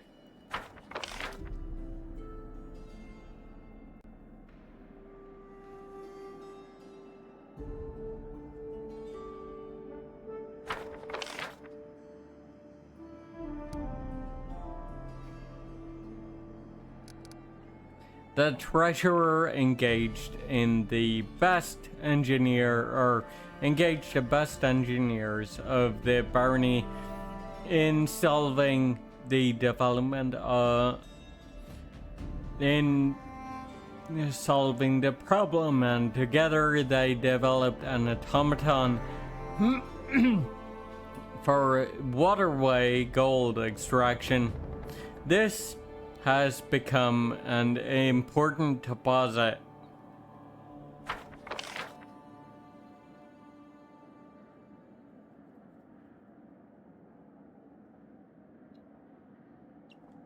The regent managed to arrest the girl before she could be tried at the stake.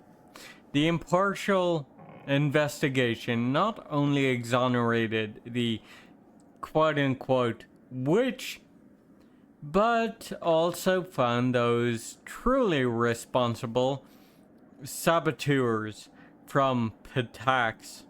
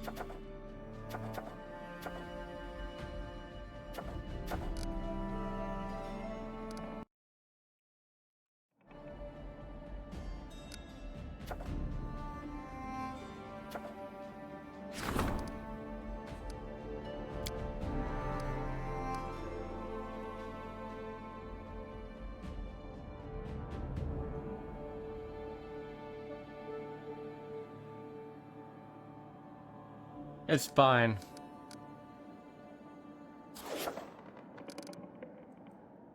Okay.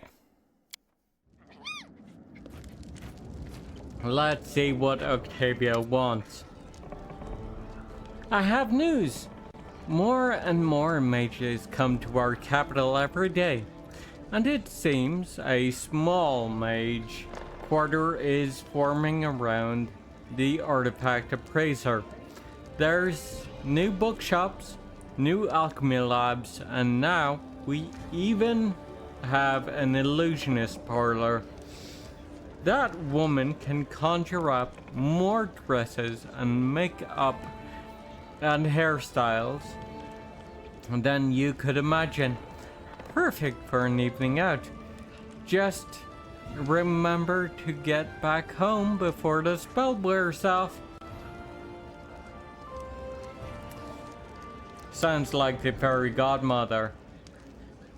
However, there's a darker side to this expansion.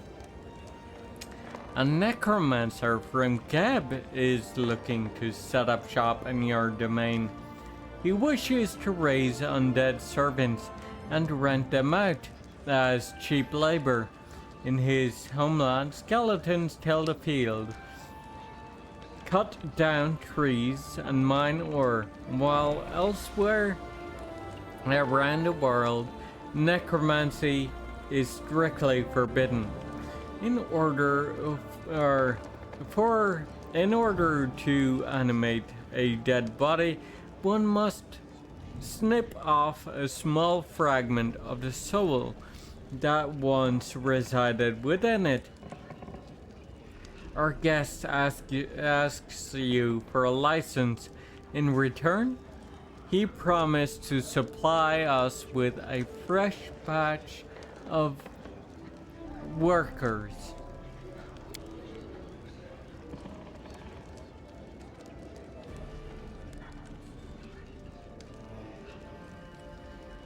Just thinking about this makes me sick. He vows only to use those who sign a contract while they're still alive, selling their own bodies away for a few gold coins. However, I have little doubt that this will lead to all sorts of trouble. First, enterprising citizens will buy shovels and develop the habit of paying nightly visits to the graveyard. Then beggars and orphans will start disappearing from the streets. No, Edelweiss, we cannot allow this to happen.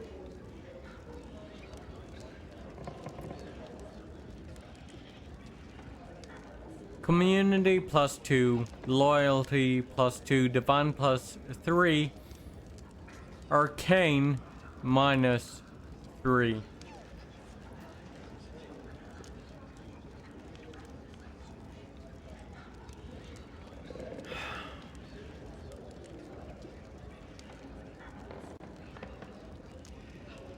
I forbid this necromancer from practicing his dark arts in my realm. Wonderful. I hope this vulture will leave the capital for good. As soon as I deliver him the news.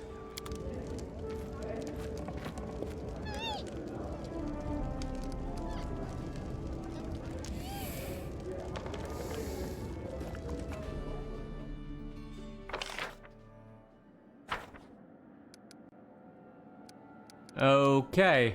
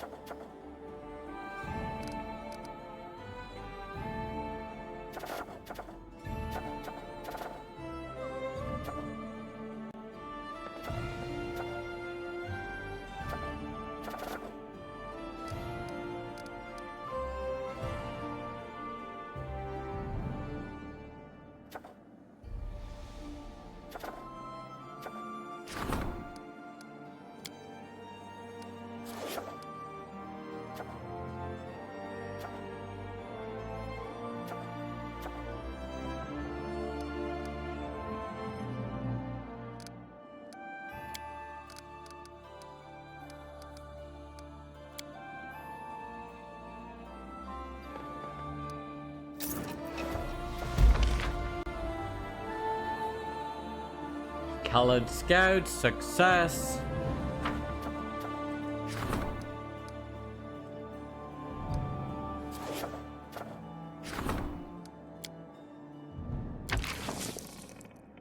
Cyclops attack. The region is under attack. Undead Cyclops are ravaging the settlements in the area. The locals are begging for help. Bloody Vendetta.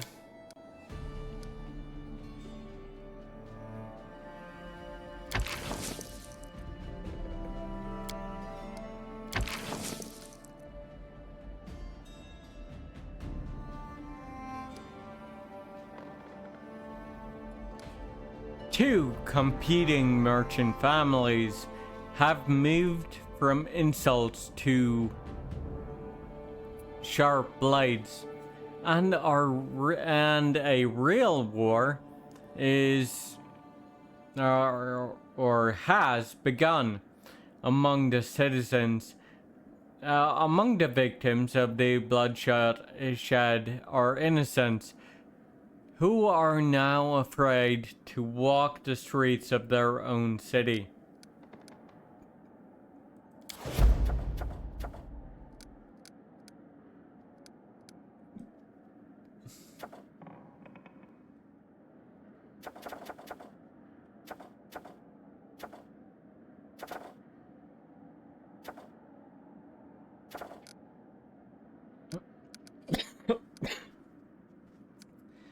Okay.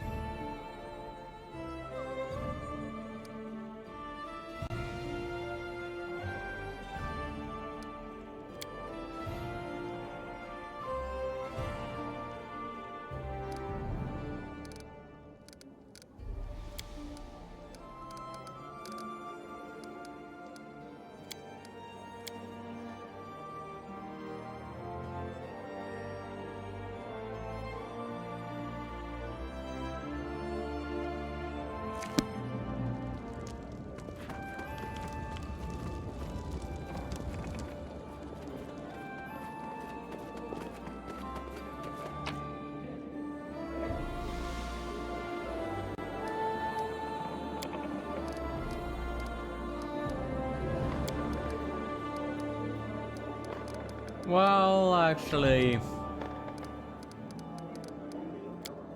Nah.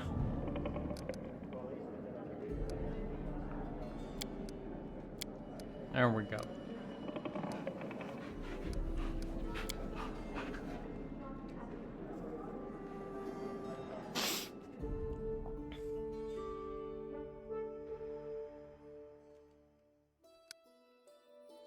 Okay.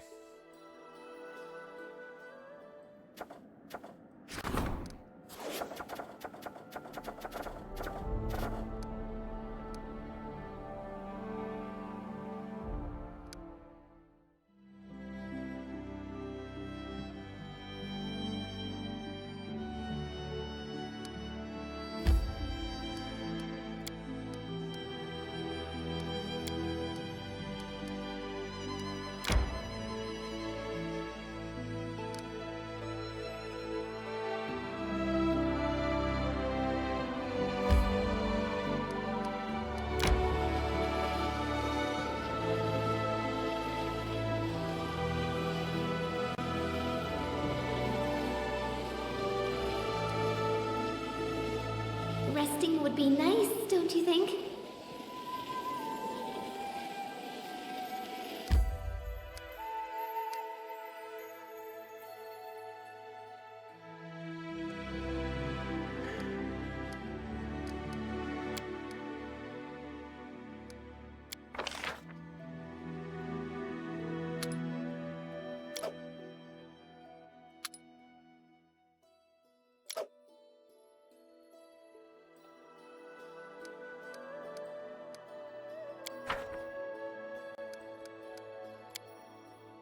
Would you like me to tell you a couple of tales from my life, Lindsay?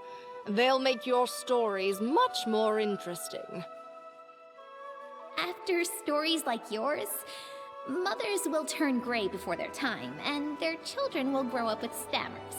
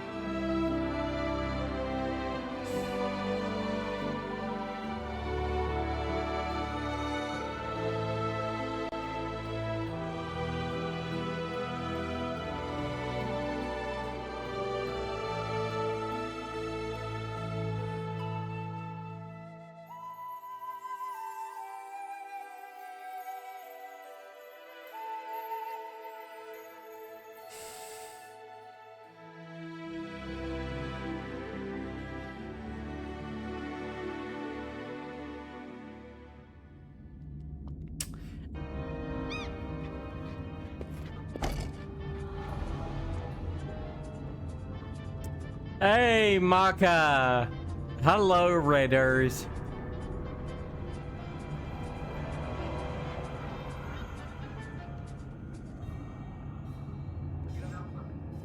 A raid from the Dragon Kitsune. How are you all doing? How was the stream?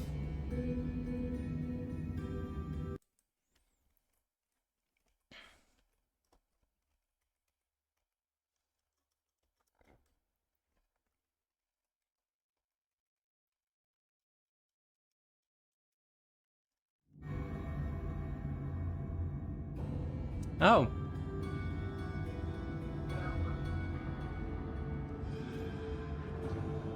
Another... Fair enough, actually.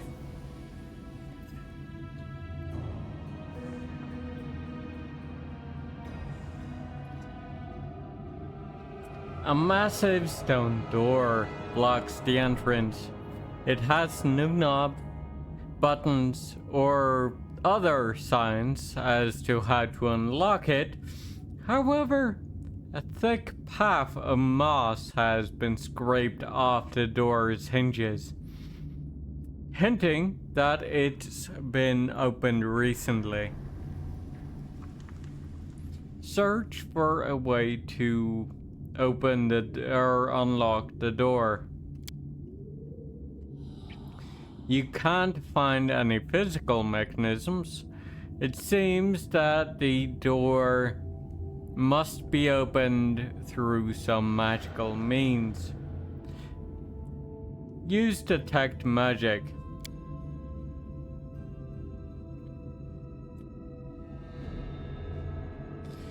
The door radiates a faint transmutation aura. Try to force the door open. Yeah, I kind of expected that.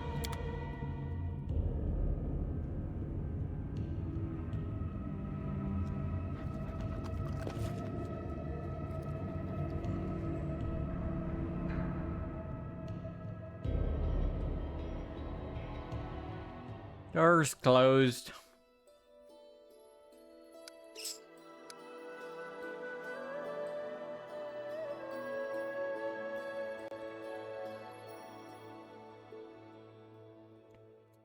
Maybe the unfinished clearing?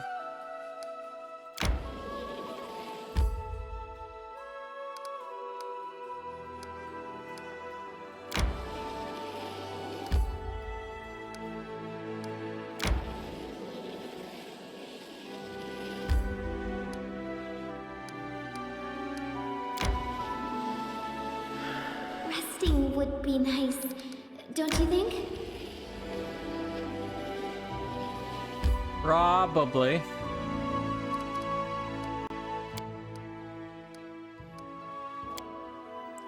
All right, I need your ideas.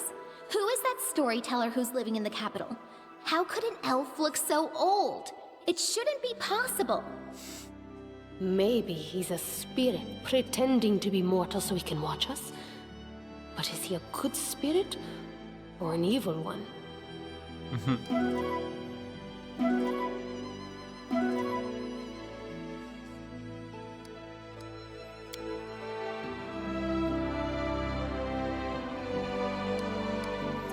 Well, as it turns out, he's just an incredibly old elf. And probably there might also be some curse I'll go at ahead. work.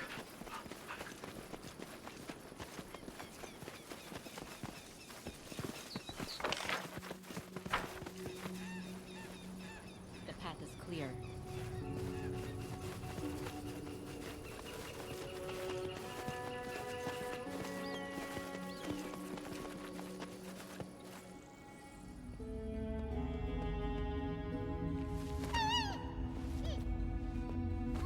I grant you You death. cannot stand against me.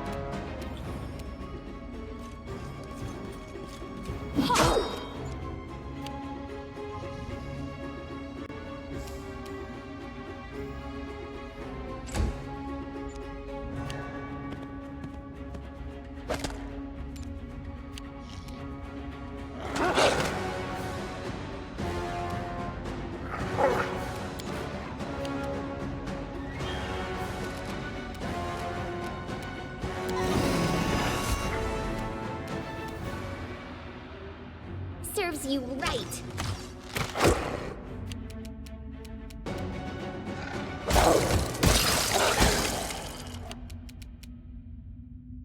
Cannot hide from me.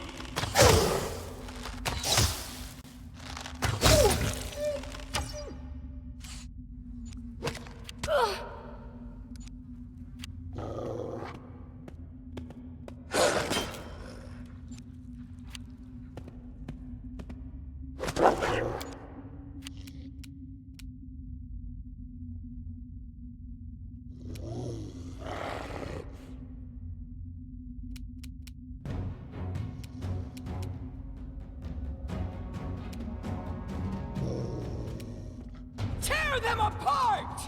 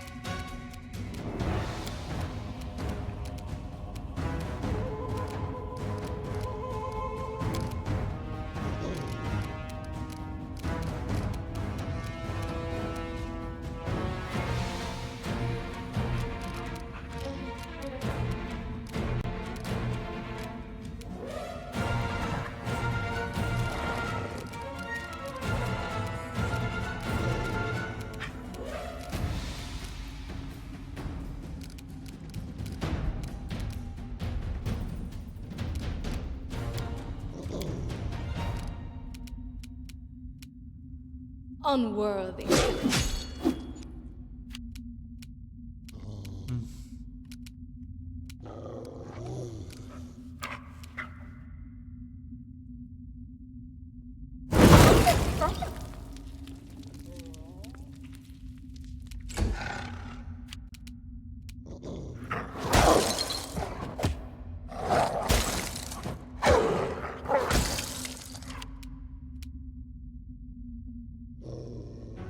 You deserved it.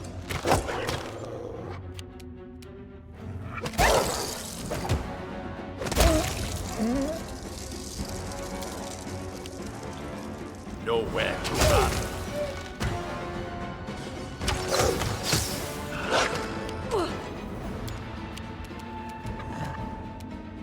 They go down!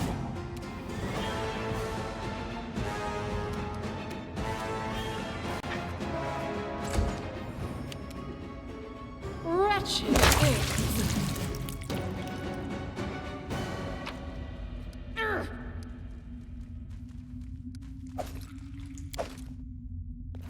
lightly.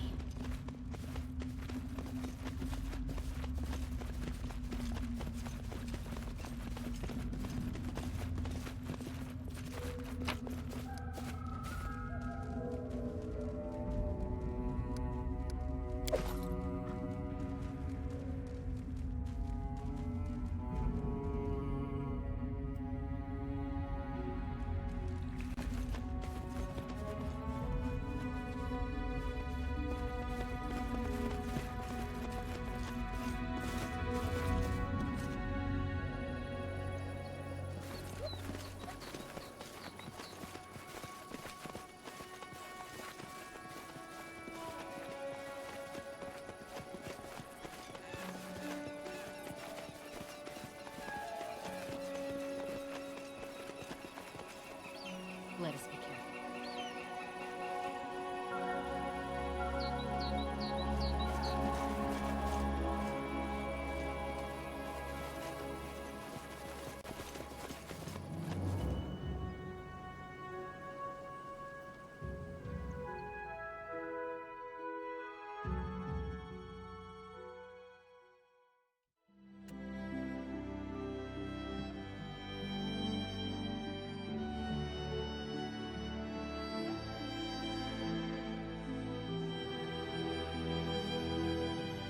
Hollow Gulch, maybe?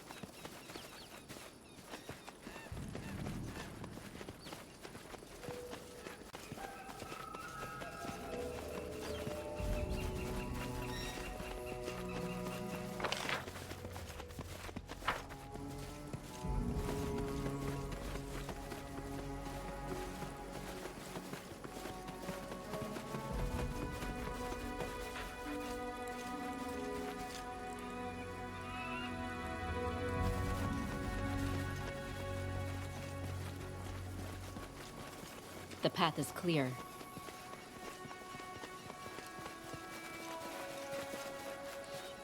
Anything else?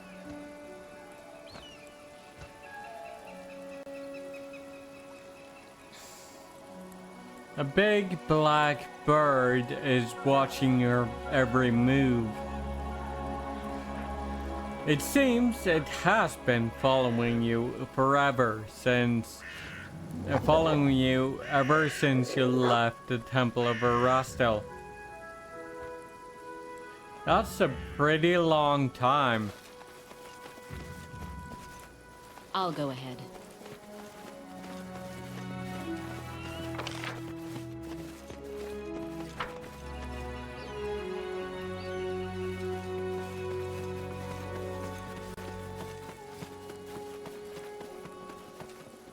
Let's head out.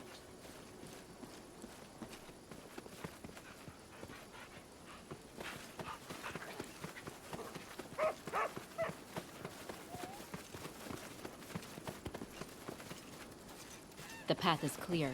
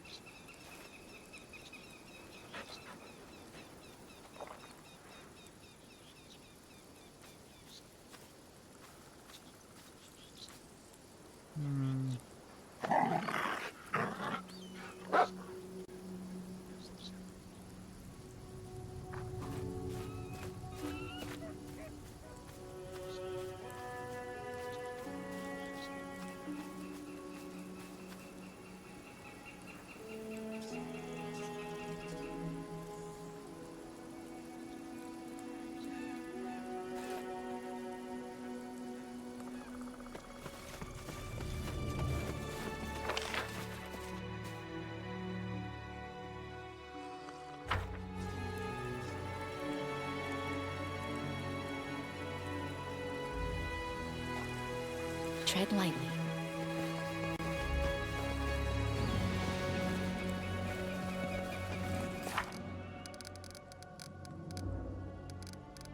The Lost Brother.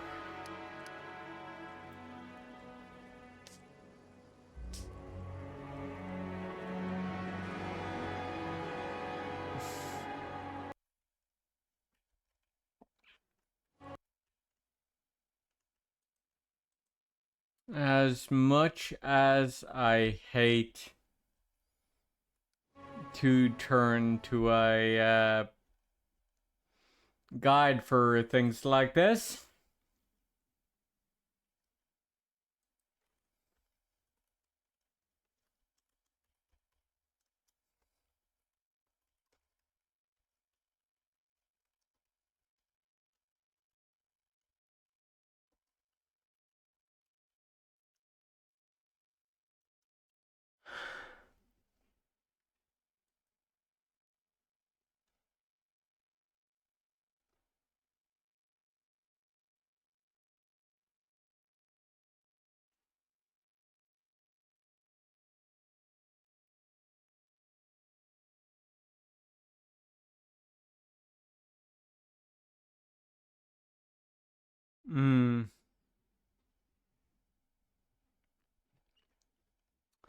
So the Shallow Gulch and the Sepulchre of Forgotten Heroes are points of interest.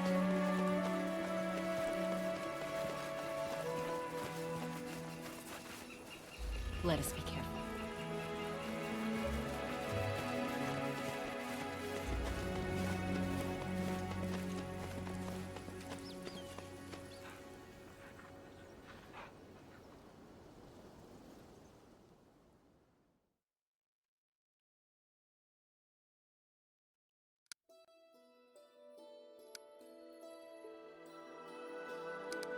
So here and here.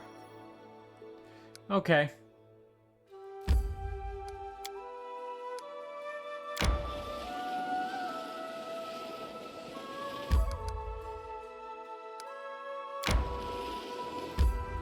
Why don't we set up camp? While traveling through the hills of Nomen, we noticed something worrisome.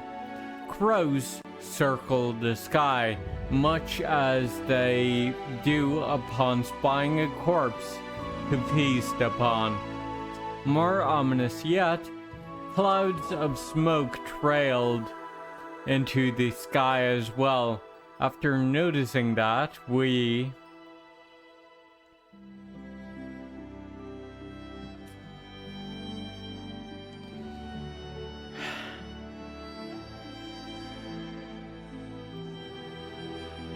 approached carefully, trying not to reveal ourselves.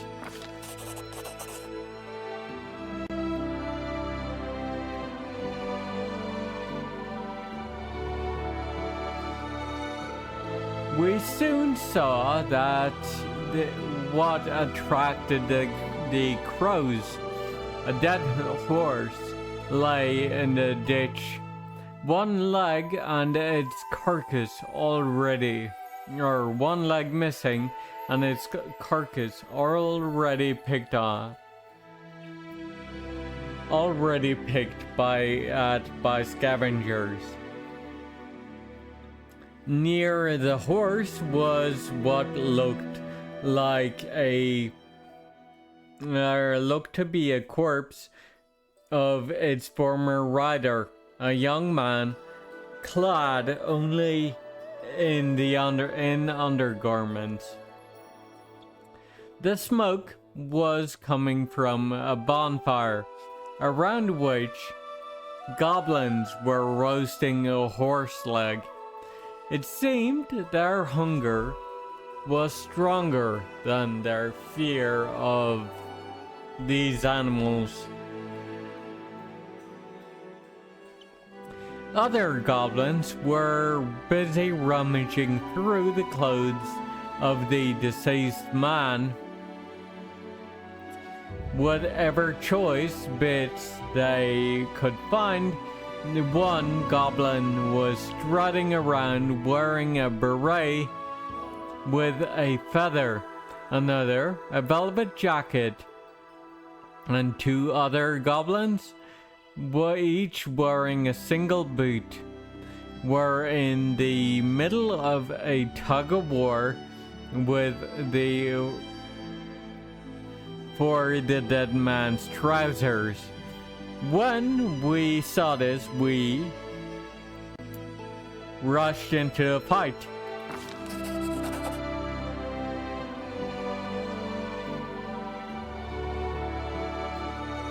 After noticing us, the little bastards started to flee, leaving behind everything they'd been trying to take from the body of the deceased, including a hefty coin pouch. Alas, in this backwater, coin proved of little use. Alas, the body laid before us belonged to none other than Tomin Hanbaki, a noble from Gralton, the one whose brother begged us to look for him. A letter in his jacket signed Mathian Hanbaki, or a letter in his pocket, yellowed with age, confirmed his identity. It was signed Mathian Hanbaki. All we could do then was take the tragic news to his brother.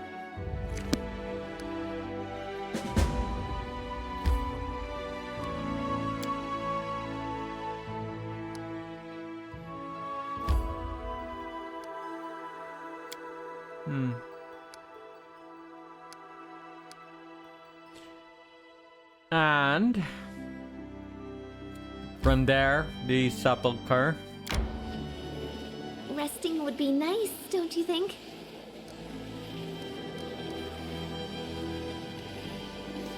Yes, it probably would be.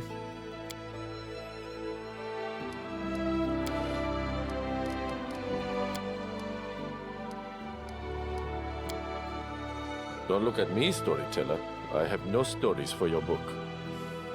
Oh, how come?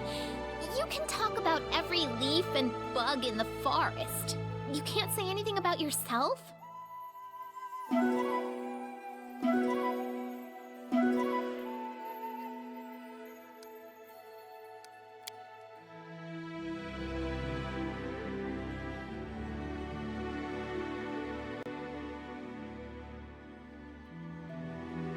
Okay.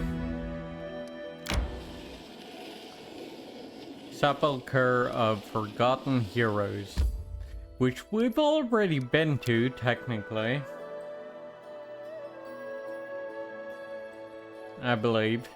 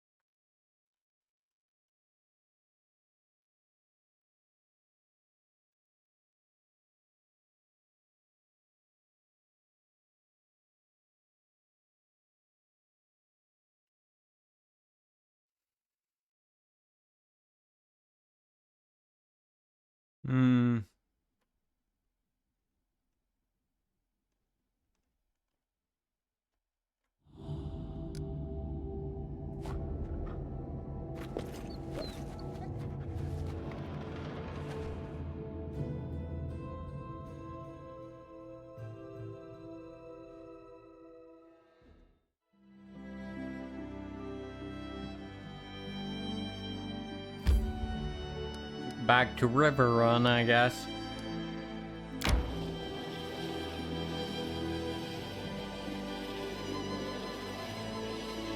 Resting would be nice, don't you think?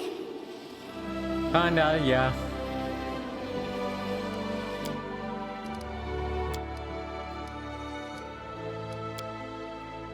Who is this storyteller, I wonder? He's weird. An elf, but looks old. And he's blind. And he doesn't like to share stories. What a miser. So, who is he? The oldest elf on whole Galarian? Or an enchanted prince of Kyonin? Oh, maybe he's a god suffering a memory loss. I'm so excited I won't be able to sleep tonight. Damn it. Well, he is one of those options, probably. Being the oldest elf on all of Galarian.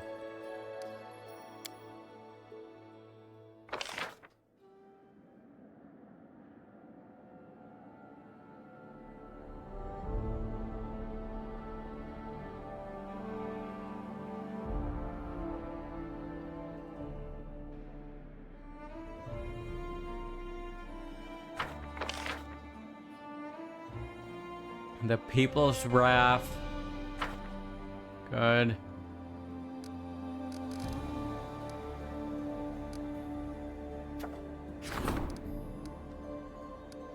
Opportunity. Opportunity. So. Yeah.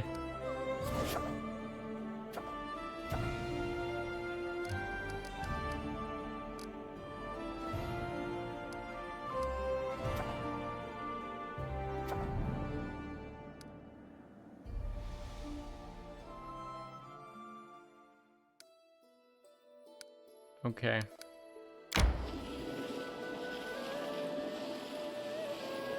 Back to town.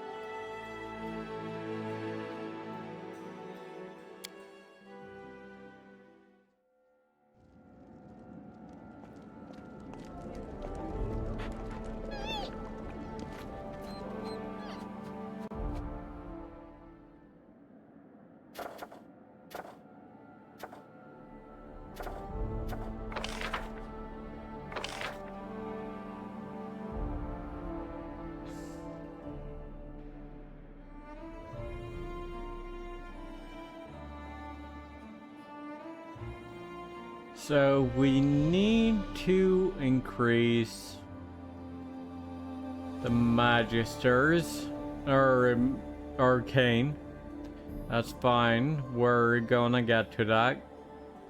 Culture is also a priority in relations.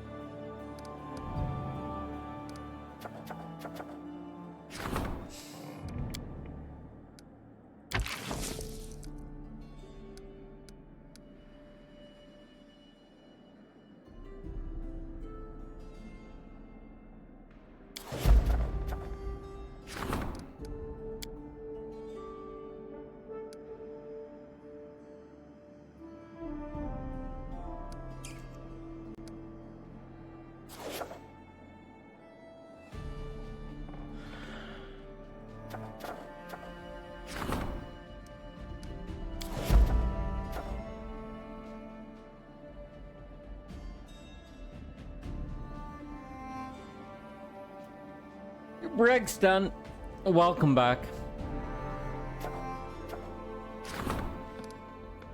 So,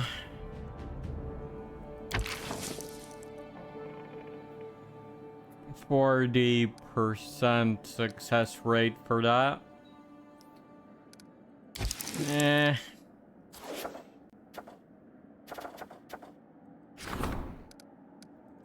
Well hunt is also 40%. But I feel like, or 45% actually. I'll take that then.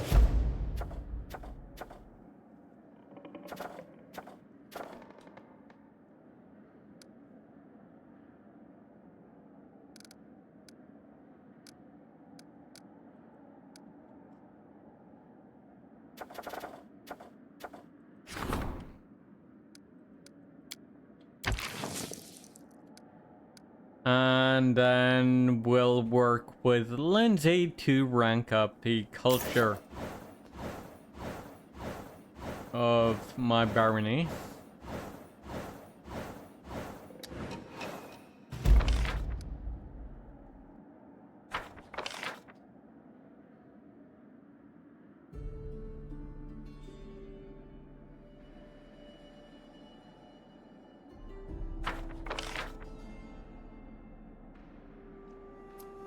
Undead Cyclops attack. Nice. Our priest successfully repelled the undead attacks and defeated the intruders. Peace has been restored to the region. Hi, Lacey. Big stretch. How are you doing?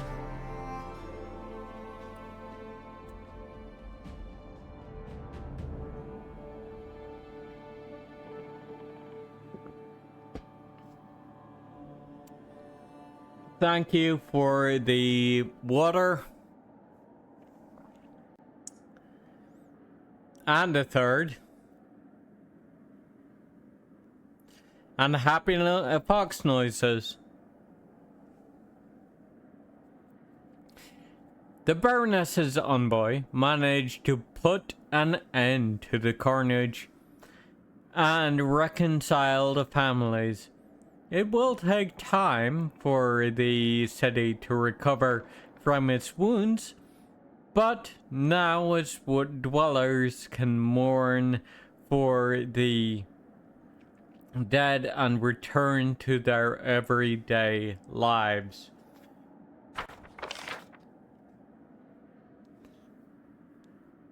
Magical energy keeps building up.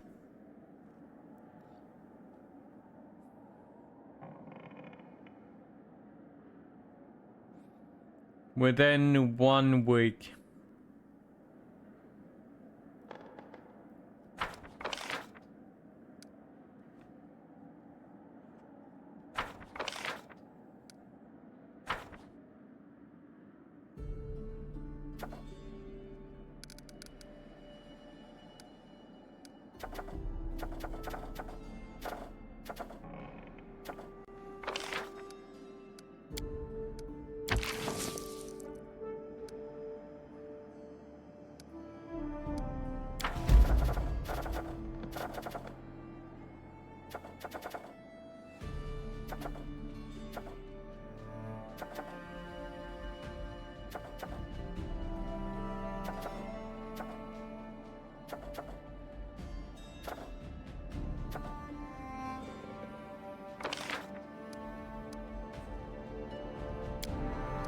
And Octavia.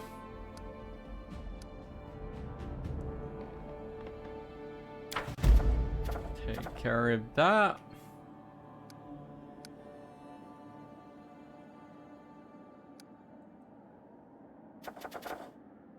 Curator needs your help on the Cyclops attacking again.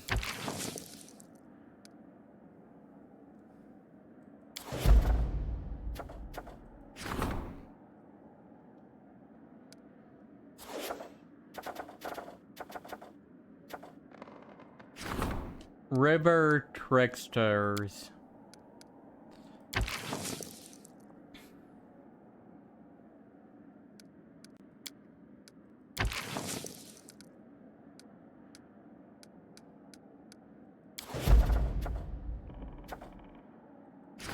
Mineral Spring.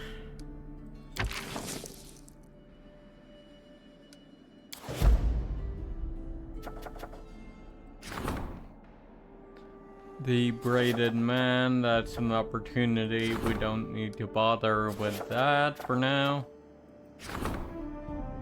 Curator needs your help.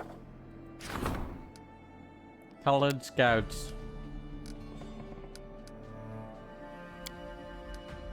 I thought Will already dealt with that.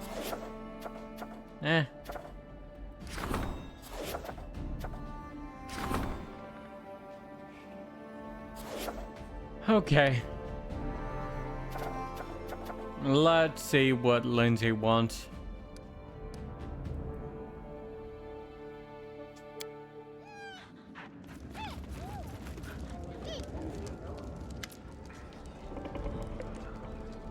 It's incredible, Edelweiss. I wish you could see him. How his eyes burn. His soul is so pure. And his mind is so elevated. We should... No. We must help him.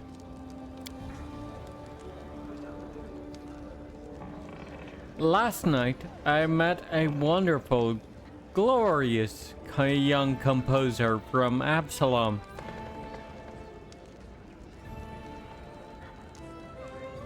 How is the game going? Hello, Crow. It's, going well. I'm approaching the end of chapter 4, I think.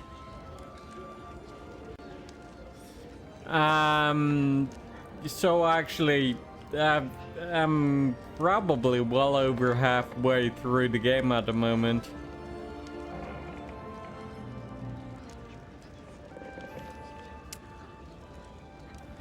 His name is Larzio Messes, and he hasn't yet obtained a glory worthy of his talent. I swear in Shellin's good graces, he will be famous. He left his home in search of material, and as he traveled in our lands, he was astonished by the stories of your success. He says he's been dreaming of writing an opera about your adventures.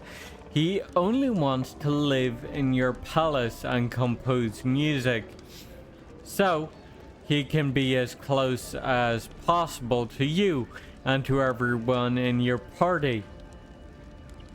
I'm sure it's destiny that brought him to our gates. And destiny will never forgive us if we fail to support this young genius.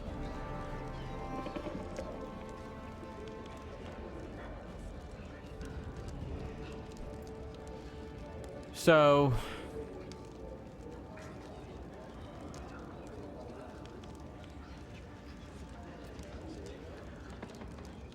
$1 BP a week. I feel like we can easily support that. Afford that. So why not?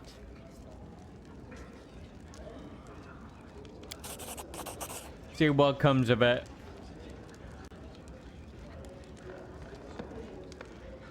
Lindsay smiles and claps her hands. I promise, Edelweiss, you won't be sorry for your generosity.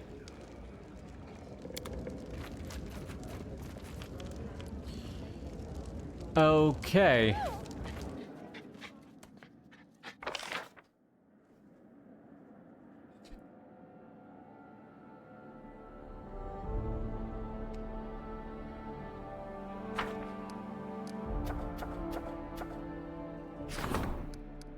Colored Scouts, unfortunately that one is kinda locked to us at the moment.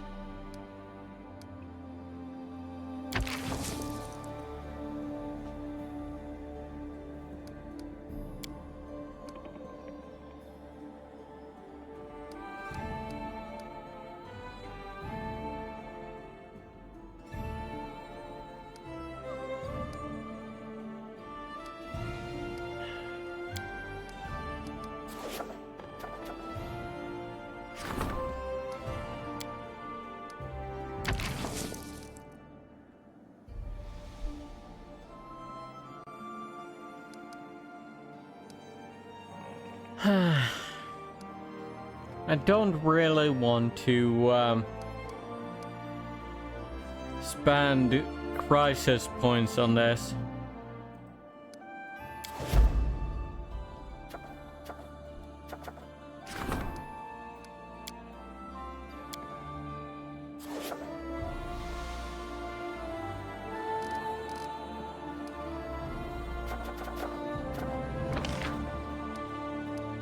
Improving cultural development.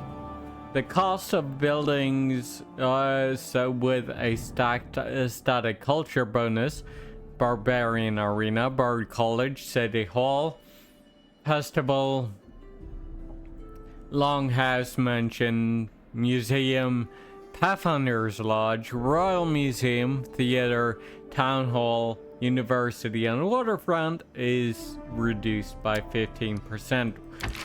Why not? It's not like Lindsay has anything better to do right now. I mean, she could be ranking up my culture, but I feel like culture doesn't really need to rank up right now.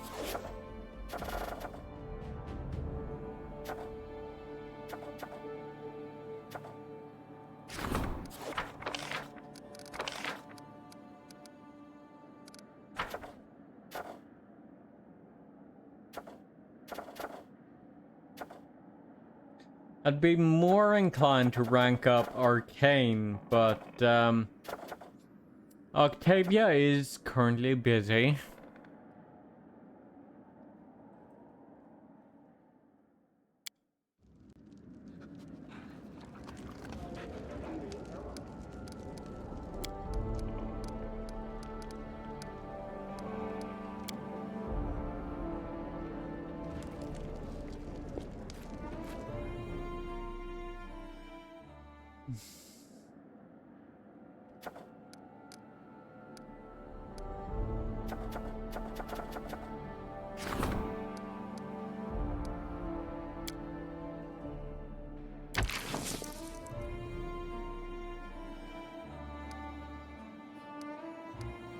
Let's see what happens if we spend like 20 days on this, because I feel like probably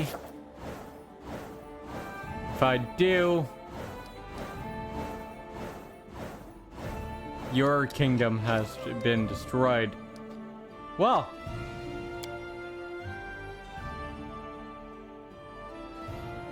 yeah.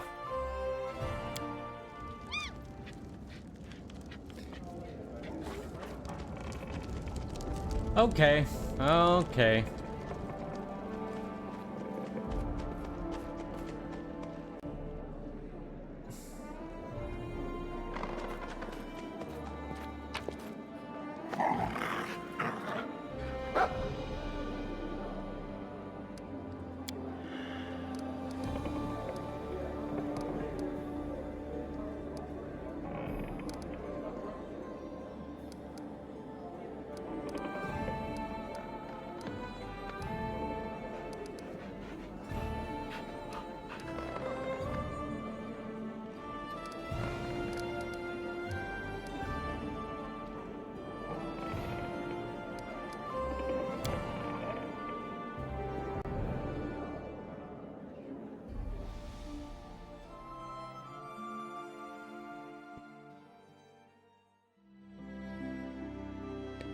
Okay. So there's somewhere in the tours of Lebanese. Got it. Although, we should go down to the tavern and talk about the missing brother.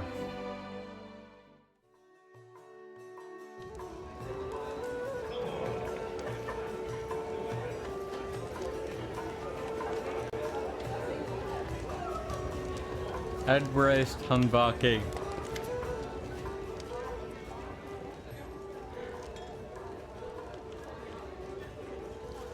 I have bad news for you.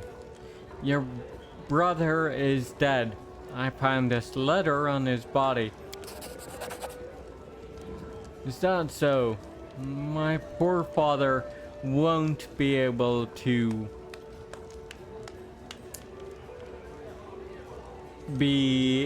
cope with such a loss. What have you done, my brother? And for what?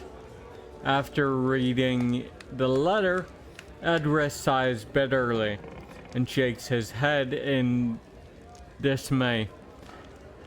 So that's how it all started.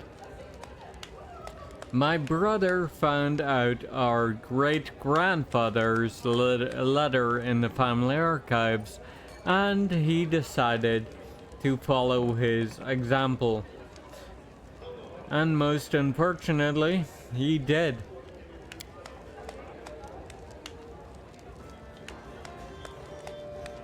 This means I'm the heir of the title now. But this doesn't give me the tiniest trifle of joy. Believe me, while I'll have to stay in your capital for a while. If during your travels you happen to find yourself in this ill-fated tomb, do me a favor and tell me what two Hanbaki daredevils died for. Tell me about your great-grandfather. Matthian Hanbaki was known for his bravery and recklessness when our family was dealing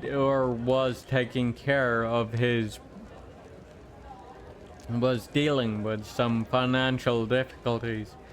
His best idea was to leave his family estate, his wife and his children in the care of his brother and go off treasure hunting with a group of daredevils of the same kind.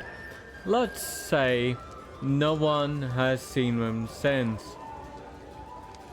Unfortunately, stories like this aren't unusual in our family. Stories about the exploits of my great-grandfather have become legends. The bards praised his courage. Too bad no one wrote any songs about his widow and everything the poor woman had to endure. Yeah.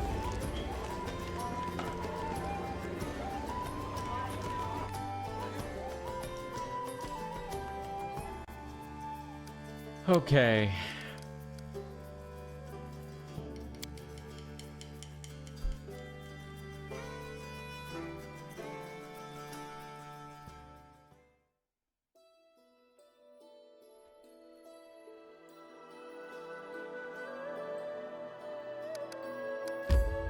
Hawkthorn teleport to Riveron.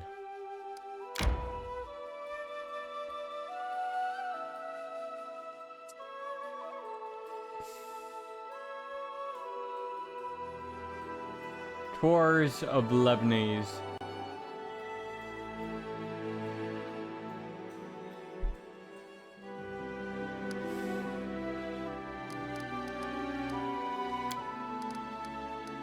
This one is going to be tight now.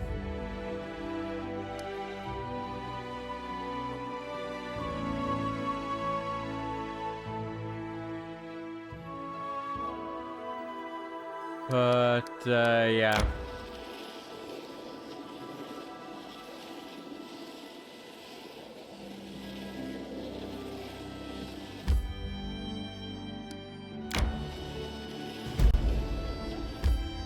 Why don't we set up camp?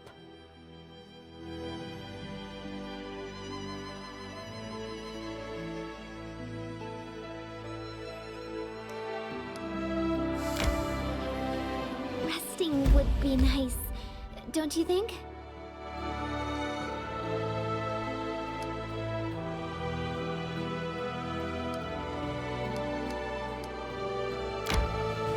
I'm hungry. When we stop?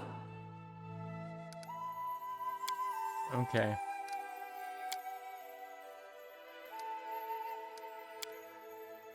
You are incredibly boring. You don't live. You merely exist, like a pebble on the road. Even now, I am more alive than you. I enjoy every moment of my existence. The world is unfair. Otherwise, you'd suffer every moment of your existence.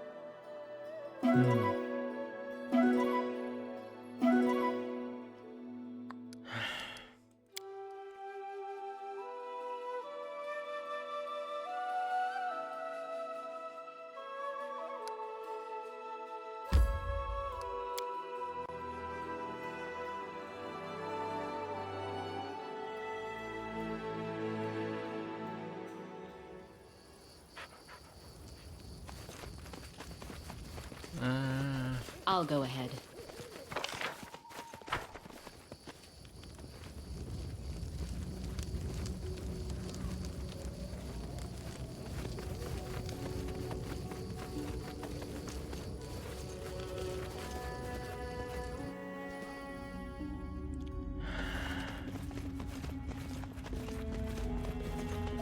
Enemy near.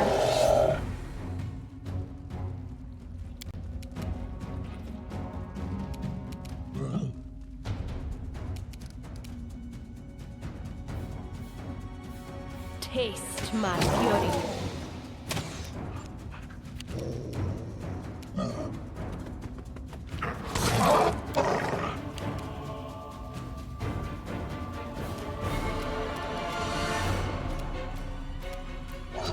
Tear them apart!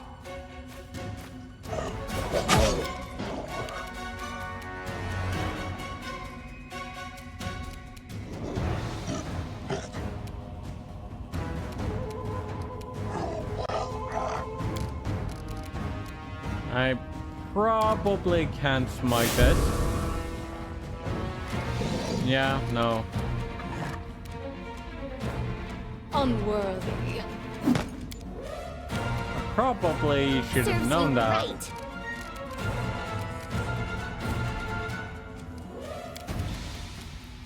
You deserved it.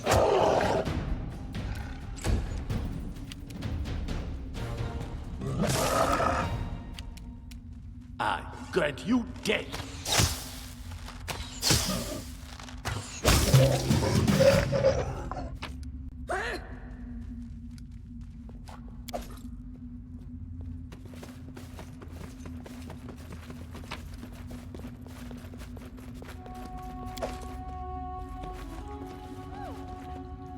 The path is clear.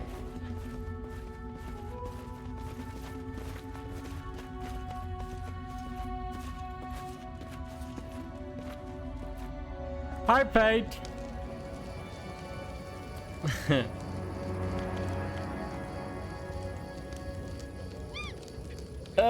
Thank you for the bit. Bits. 30 bits. Thank you very much.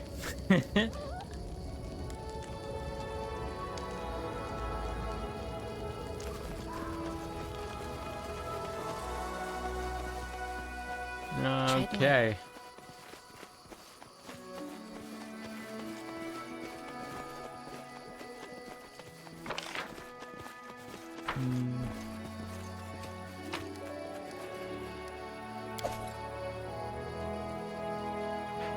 Let us be careful.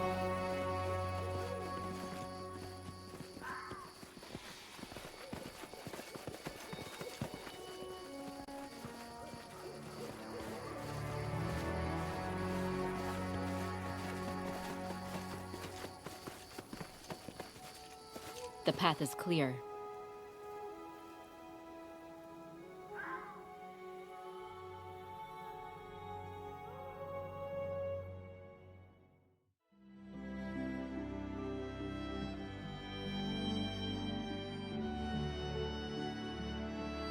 Yeah, I kinda expected that.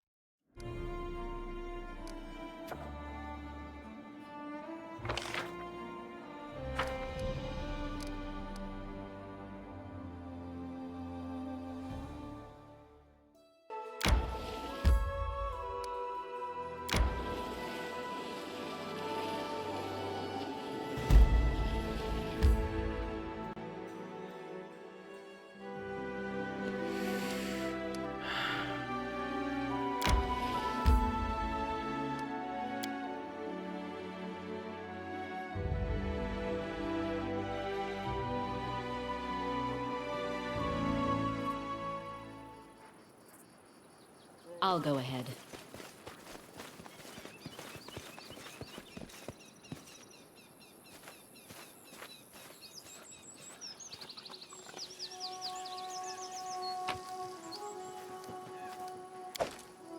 The Varnhold vanishing kinda has me stumped.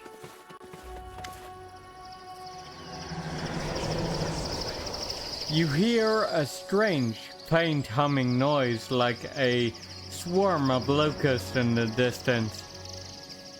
Then, suddenly, the noise rises to a painful shrieking in your ears. Suddenly, you find you can make out words in the din. The words are disjointed and hard to make out, but someone is clearly trying to speak to you. Help! Yes!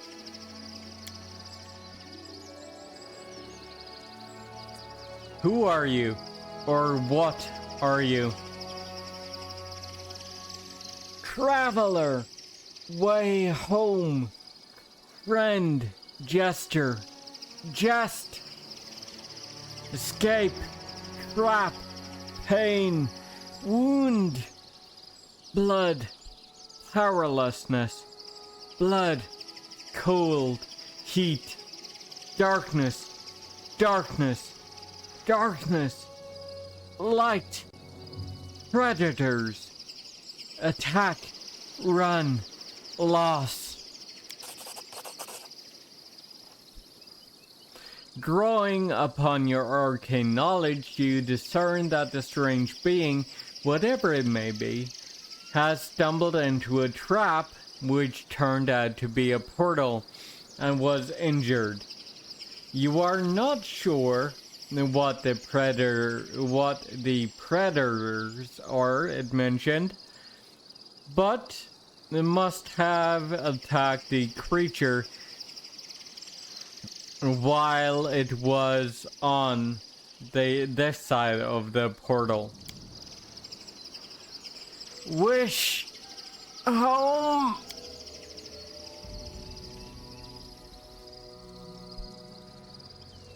Akin freezes and watches you closely.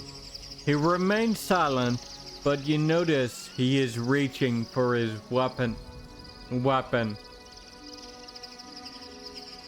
Who sent you here, and why? Friend, jester, Faye. What do you want? Stone, predators, multitude, powerlessness, help, defense, clean up, path, home.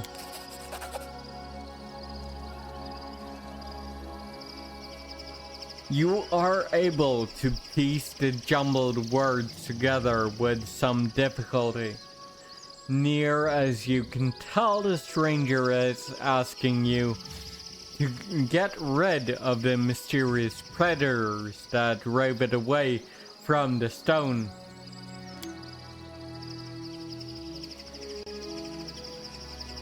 Rescue, predators, banishment, death, reward, presents. Where is this stone you spoke of? Straight hill top.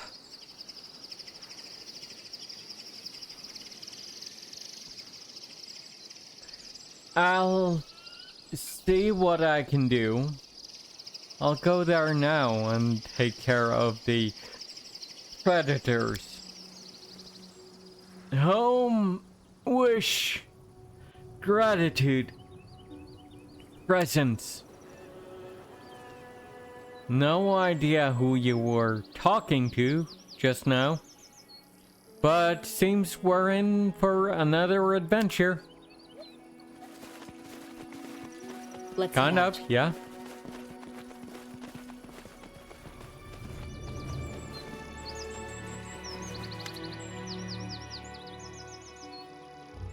Goblin Horse Reaper. The goblin is glaring at you, grasping his weapon tightly. His wide face is covered in mud, while grass and twigs can be seen poking from behind his ears. The goblin steps back a bit and brandishes his weapon, but half-heartedly. He doesn't seem eager to fight.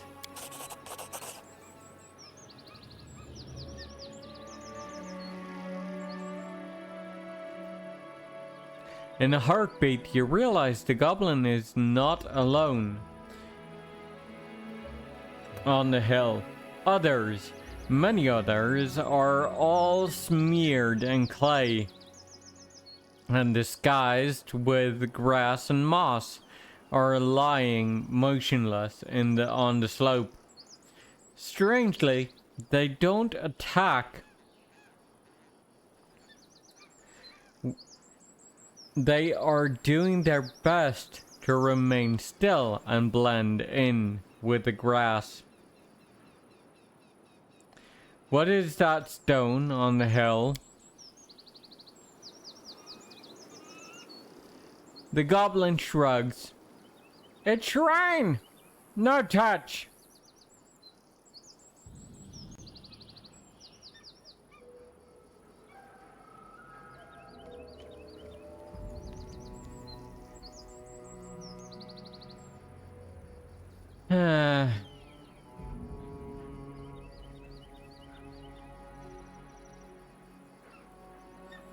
Well, We should move. The spell eludes me. fine.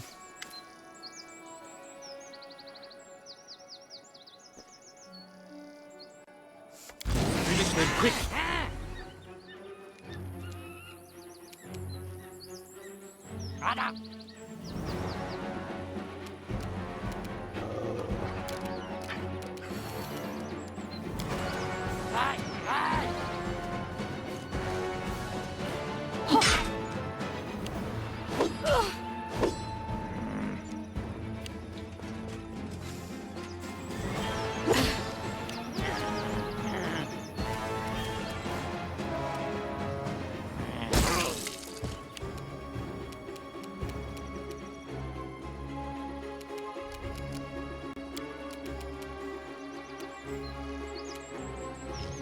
Don't tell me you forgot how to use it.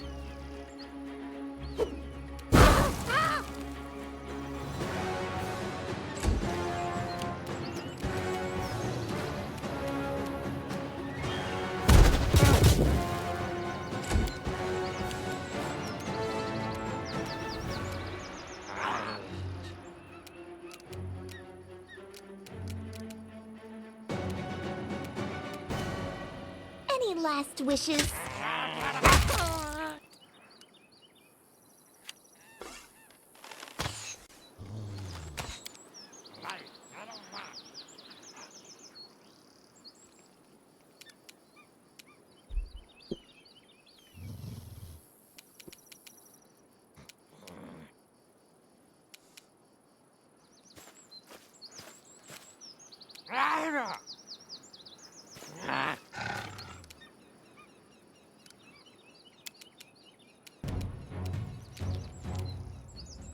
They go down!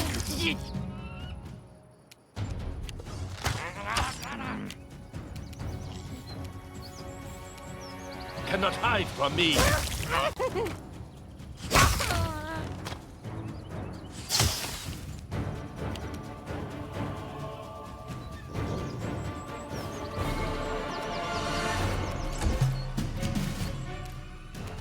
Wretched thing.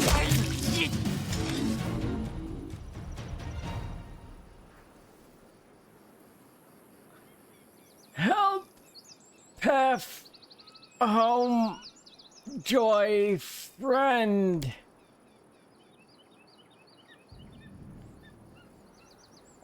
Incredible! You get to see so many wonders in these lands. So you were the one the goblins were after. Predators, murder, fear, hide and seek.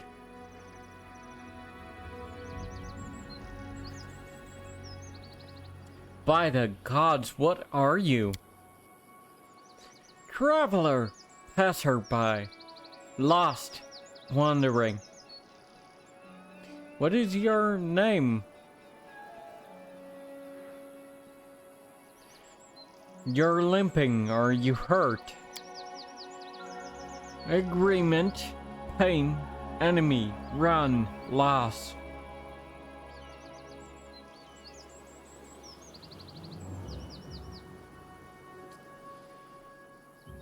Where have you come from to our world?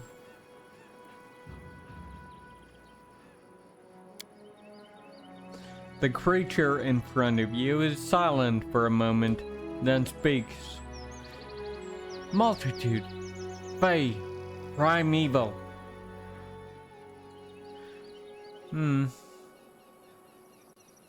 I have helped you. Where is my reward? The strange creature in front of you points at the bushes it emerged from. Bag, items, multitude.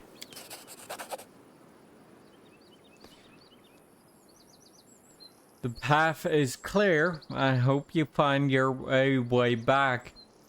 Farewell.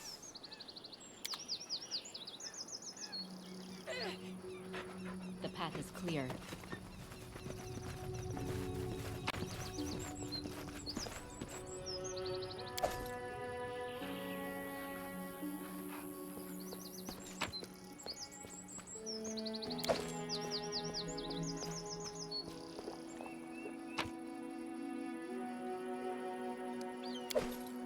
Tread lightly.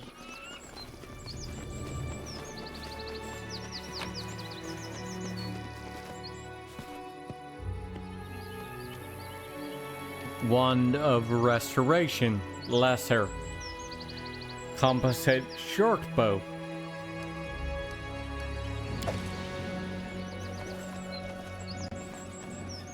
Let us.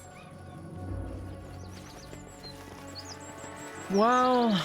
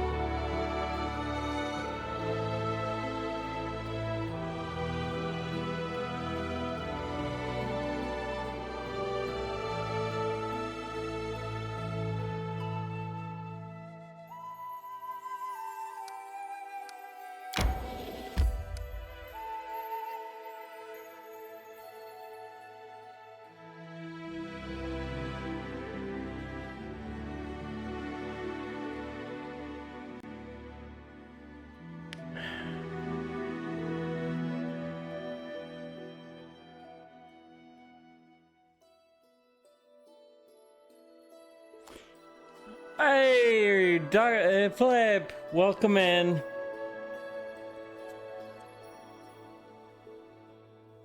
How are you doing?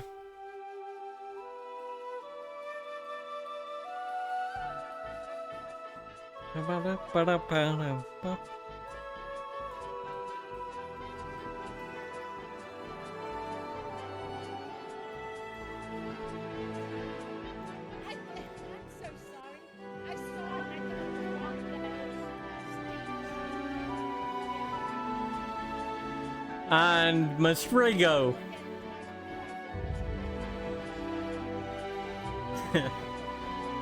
Welcome in, both of you. How are you doing?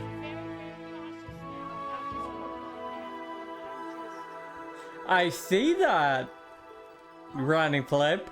How are you doing?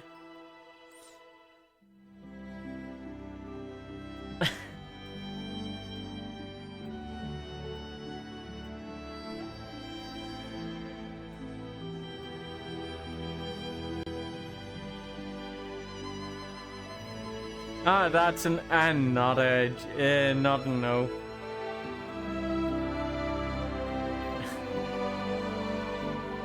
Well, I guess I'm going to call you Master then. How was your stream, guys?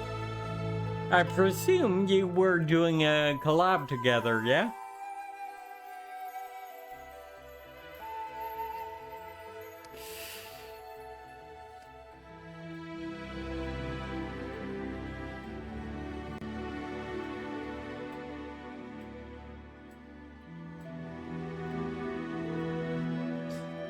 Well, I appreciate that, Granny Flip.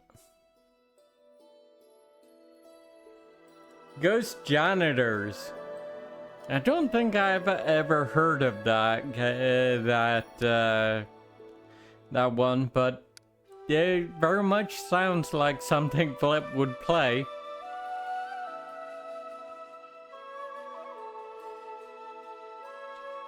Shit. Why do I feel like...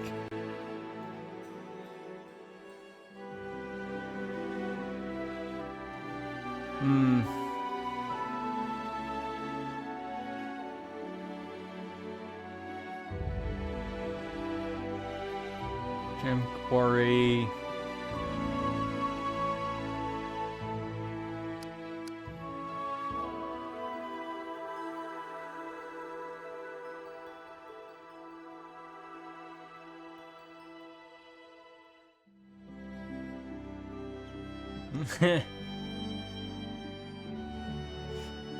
I see. Phasmophobia made the housework, huh?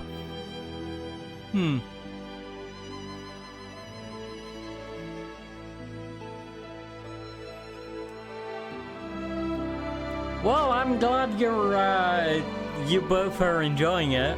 Probably wouldn't be quite my speed, but eh.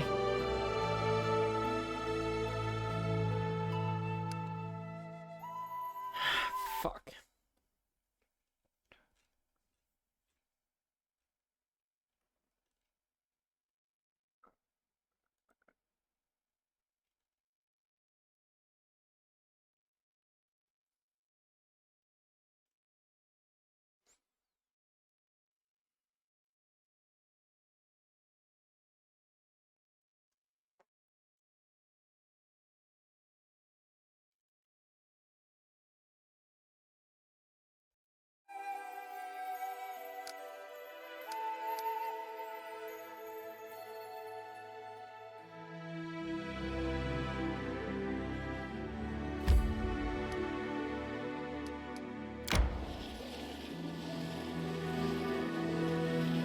Why don't we set up camp?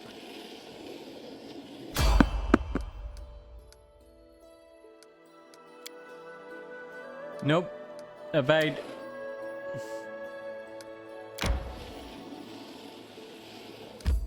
Shit.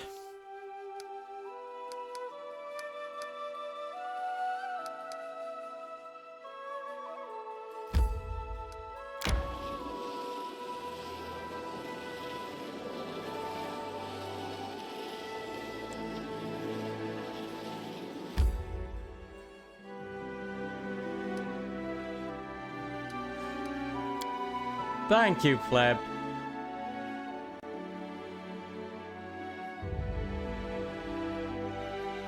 I feel Lots of tired. screaming Be and nice. creaming. Don't you I'll go think? ahead. Well, that's that sounds interesting.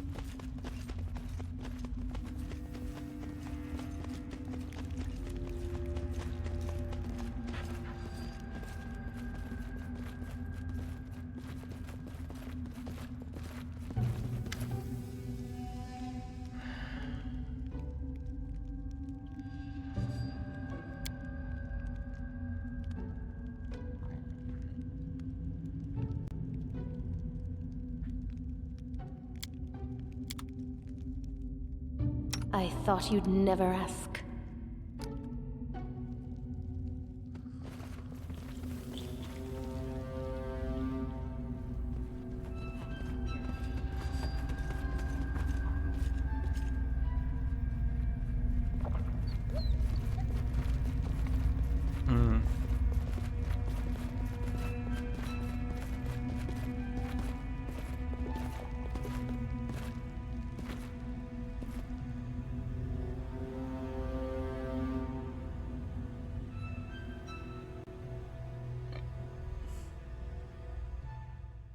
Why don't we set up camp?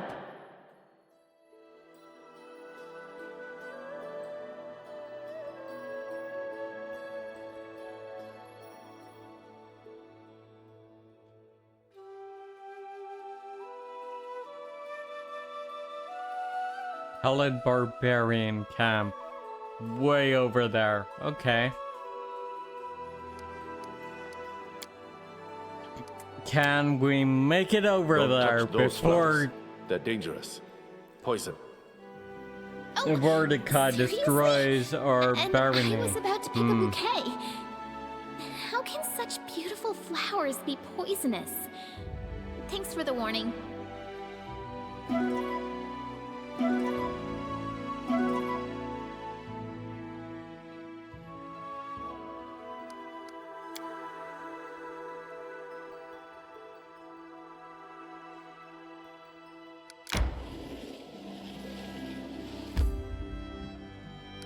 It's probably this way. And then this way. Why don't we set up camp? Before we go up this way. I feel tired.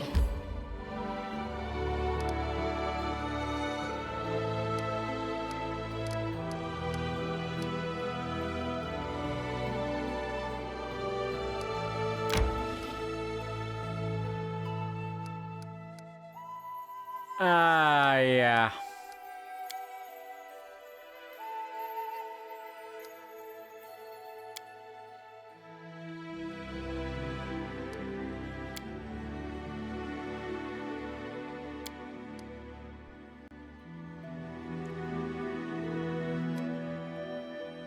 I kind of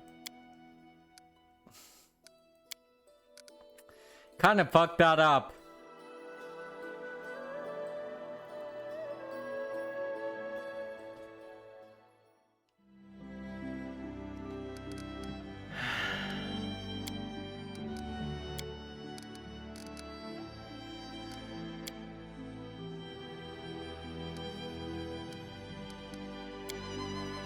I should have gone to the barbarians a lot sooner. But yeah. Whoops.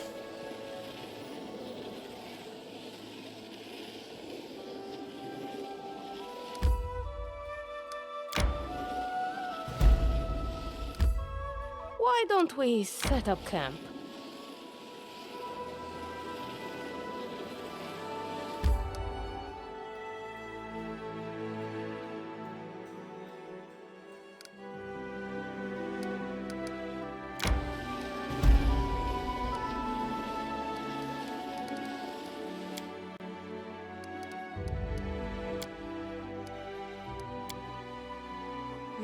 I am so hungry. I could eat a whole mammoth, trunk and all. Can't promise a mammoth. Might be able to shoot a deer, though. Would a deer do?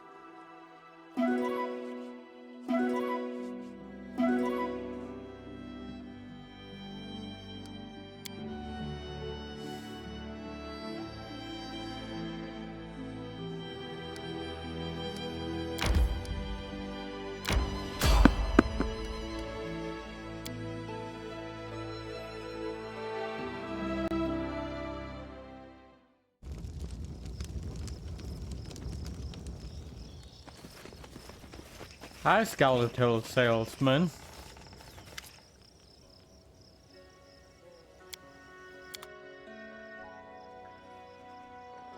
What do you have for sale?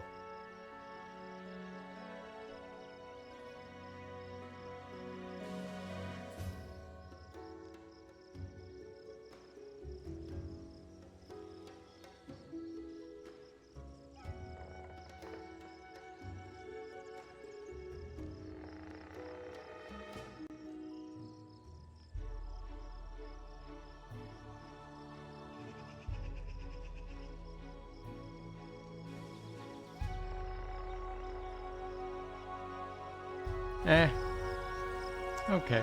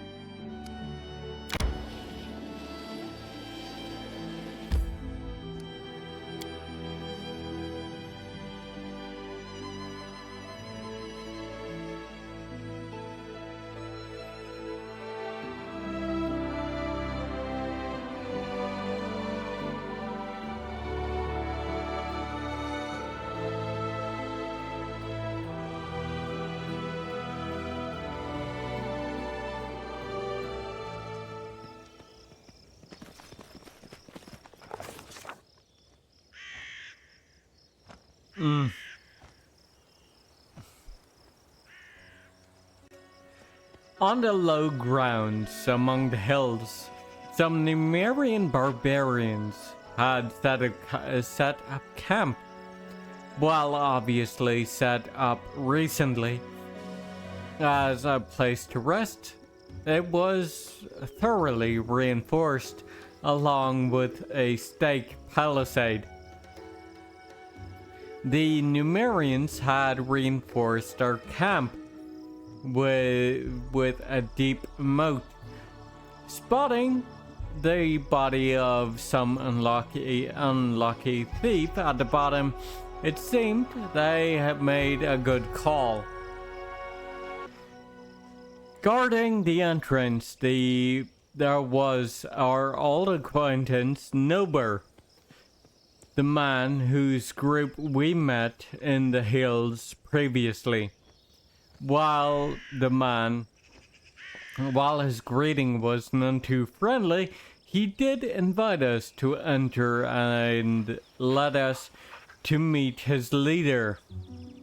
We were led to meet a man named Dugath, a middle-aged Khalid with a gorgeous mane.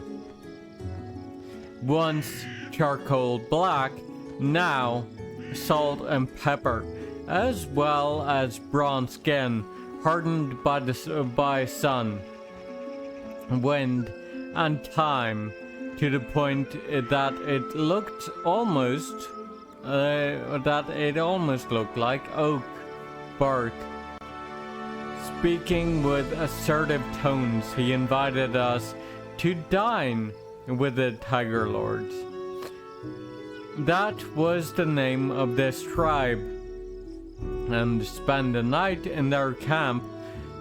Any business we might have with the tribe, he said, could be discussed in the morning, once everyone was rested and refreshed.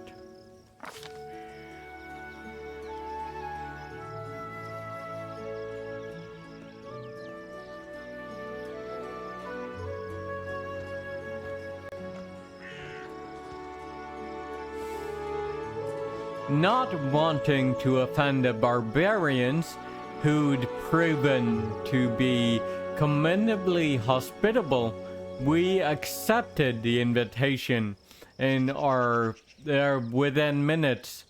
We were seated by the bonfire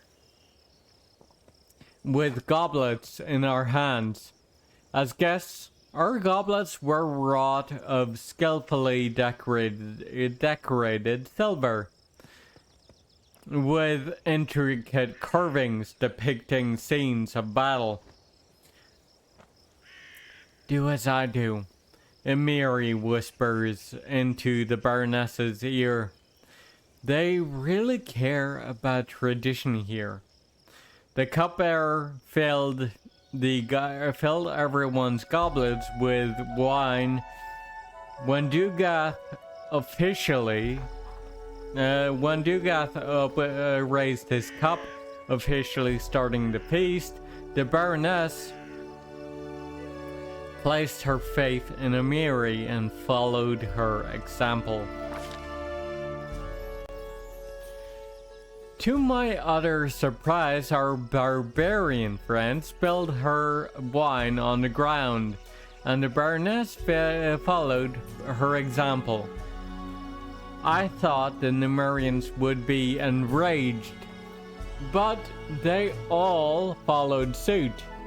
It was apparently a barbarian tradition, offering the first cup to the spirits.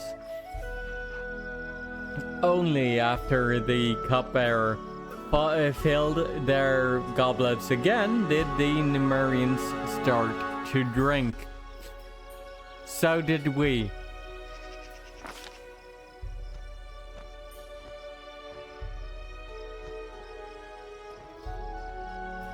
The main course, unsurprisingly, was meat.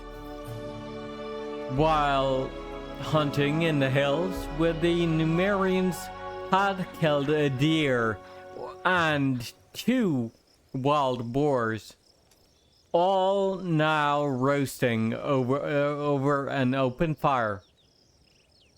As the tribe's guests, we were offered the best pieces. They frantically tore the meat apart with knives, bare hands and teeth,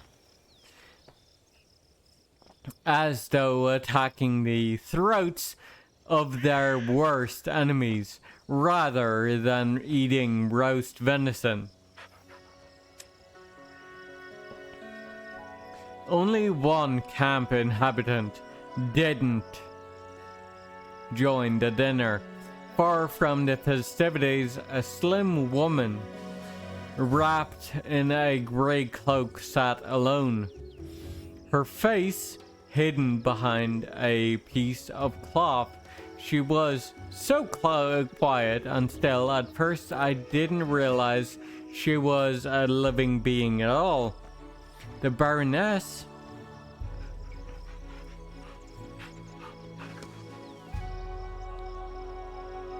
either didn't notice her, asked the Tiger Lords who she was. Glancing between Dugath and the woman, one Numerian explained that the woman was one of the defaced sisters, half priestess, half wizard.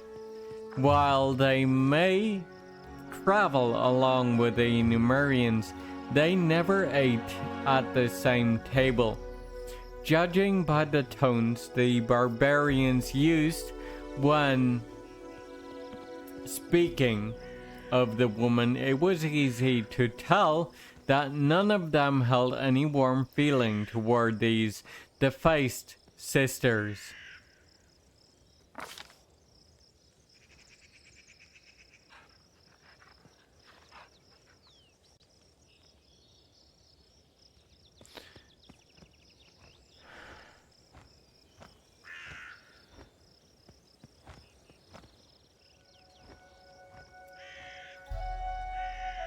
After everyone had eaten their fill, it was time for the entertainment.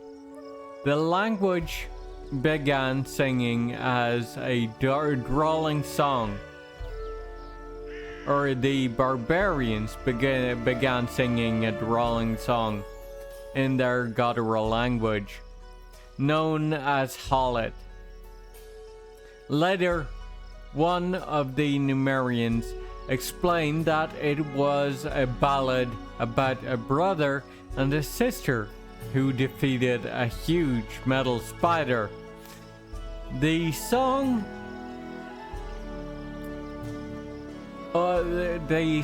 that followed was a comedic piece about the adventures of a stupid werewolf, and the Numerians all sang it together.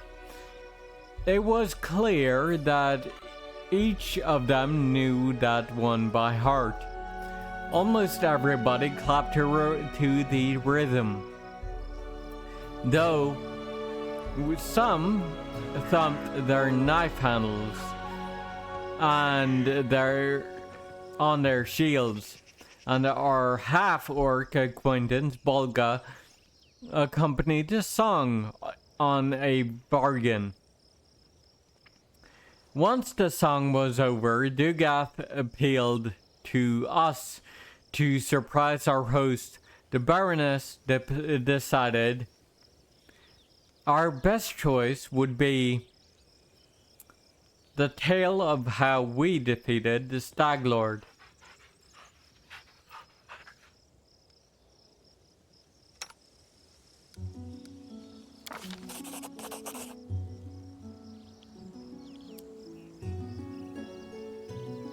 Our tale of battle and heroic deeds was just what the barbarians were looking for. They listened eagerly, chimed in on each detail, and laughed and clapped at the most epic moments. Even Dugath found himself smiling and nodding as he listened to our story. Finally, the drinking and singing came to an end. Only bones remained from the feast, and the bonfire had turned to ash. Satisfied, the Numerians retired to their tents. I beg you, I haven't seen my sisters for several days. I'm afraid they may be in trouble. As you approach the barbarian leader, you cannot help but overhear part of his conversation with a woman you recognize from the feast before. Her face remains hidden, and she sounds extremely worried. This whole land is nothing but trouble. You want me to risk my life and the lives of my people to do your dirty work? Go ahead, ask Armagh to give the order. Oh, but Armagh stayed back in Numeria, which means I am the one making the decisions here. But what about my sisters? Something terrible could happen to them. You sisters insisted on this expedition. So, it's your price to pay. With your blood, not ours. Something terrible could happen, you say? It is too late for that. We already lost good men on this pointless journey to nowhere. Whatever Armagh needs, it's not here, and it wasn't here from the start. But you didn't come here for him, did you? You came for your own reasons. You want some magic toy that once belonged to the ancient Cyclops. Well, I'm not leading my men to their deaths for that. Dugath. This conversation is over. You want help? Why not ask our guests to help you? If you can afford their rates, that is. As for me, my single remaining goal is to get my people home alive, and well, and as soon as possible. Do you know me? How? How do you think? We keep an eye on everything that happens in the region. It's smart to know our potential employers and our potential enemies. Dugath grins. Very wise. It would be even wiser not to tell the lady of these lands that you consider her an adversary. Who's that woman? Wish I knew who these witches are and where they came from. Our chieftain, the great Armagh, the spirits bless him, trusts them as if they were holy oracles. He sent us with them to these dead hills, and none but the sisters and the chieftain himself know why. Who am I to confront the chieftain? So now we wander these lands, chasing the unknown.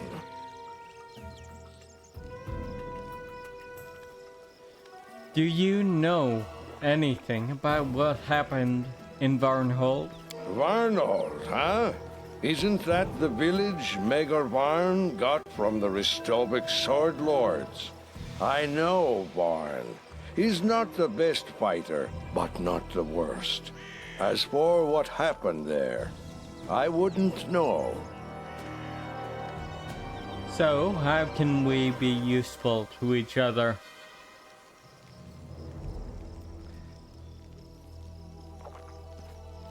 There is a whole army of you here. How did you manage to get so far? None of your business, actually.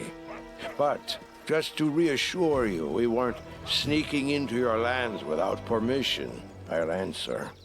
It was magic. The sisters opened some strange tunnel, and we used it to get here from Numeria. Gorham witnessed my words. I'm no coward, but I'd rather march for a month through all the river kingdoms than use that damned tunnel again. It was strange, wrong, just like those witches themselves. What are you looking for here? I wish I knew. The sisters are looking for something, but they won't tell anyone what it is. I guess it's some antique that used to belong to the Cyclops. Some magic trinket or something. As for me, the only thing I'm looking for is a good reason to quit this nonsense and return to Numeria as soon as possible. How did it go? Find anything useful? Or anything of interest? If we did, do you think we'd still be here now? The only thing to be found in these hills is one's own death. A group of my men entered a cave that turned out to be a Spriggan den. They barely survived the encounter. Also, we found the ruins of some old tower, ancient as the world itself, and useless as this expedition. There is nothing to be found here, except, like I said, for one's own death. So, how can we be useful to each other? I'm afraid we can't. At least not yet. I'd be happy to take a new job, but our chieftain's orders were strict. Search the location and come back with a report. But if you could help us here, say, by finding whatever these witch sisters are looking for, or maybe just making them disappear forever. Mark my word, Baroness, the Tiger Lords never forget those who help them. Ask away, why not? I don't promise I'll answer, though. What do you know of the Cyclopes? Not that much. Long ago, these lands were part of their empire. They were a great people back then, used unbelievable magic, and possessed treasures beyond count. Ages passed, and their empire crumbled into dust. Cyclops became wild and forgot all about what they once used to be. But the ruins... Yes, the ruins remember everything. Tell me about your chieftain. He's a strong fighter, brave one. He says he's Armagh, an incarnation of a hero from the old times. Just don't ask if I believe it. Armagh is smart. He knows how to do business. If he'd only pay less attention to what those witches whisper, he'd be a perfect chieftain. Eons ago, stars rained down on Numeria. Pieces of metal, both dead and living ones, fell from the sky. Since then, metal monsters roam those lands, and the grounds hold a wealth of adamantine, among other valuable things. Weaklings don't survive there. As for us, Numerian Kelets, we grew up on that land. We drank its poisoned waters and breathed its toxic air. Metals from the depths infused our bones and muscles. No one can beat us. If there were anyone capable of bringing us down, it would be ourselves. The cleric gives you a better smile. There it is, Numerian humor. For those who find gallows humor too cheerful.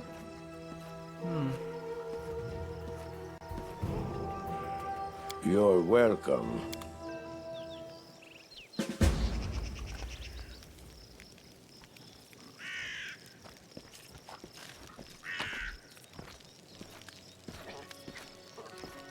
Okay. This is probably where we are going to end for today.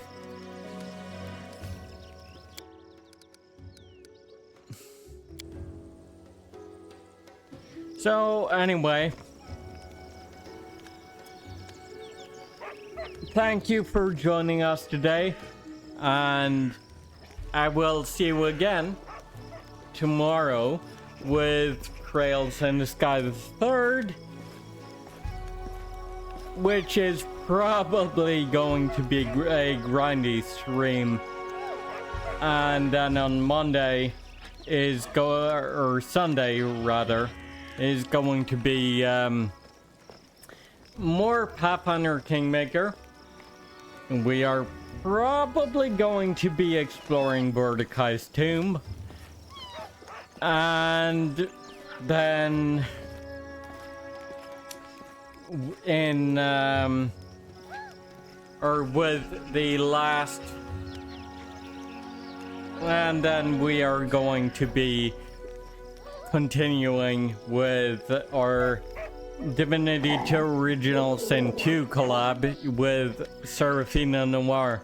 So, yeah. Let's see if anybody is online for a raid.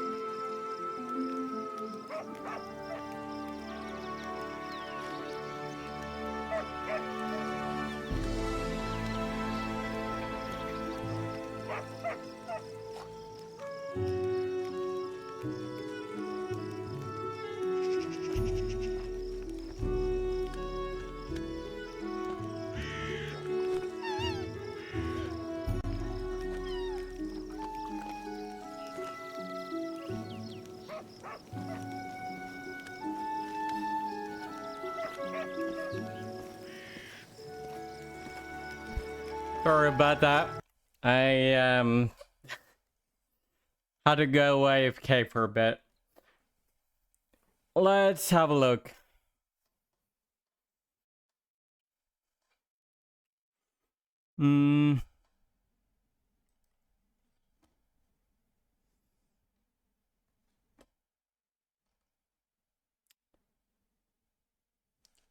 Okay.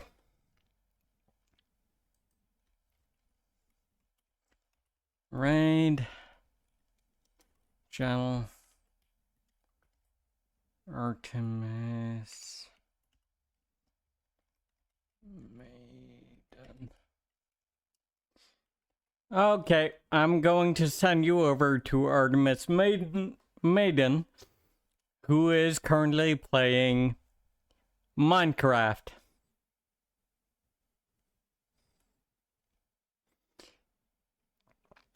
Anyway, thank you for joining me today. I will see you again tomorrow. And I'm not certain I'll be recording that episode, but we'll see. Anywho. Goodbye, everybody. See you later.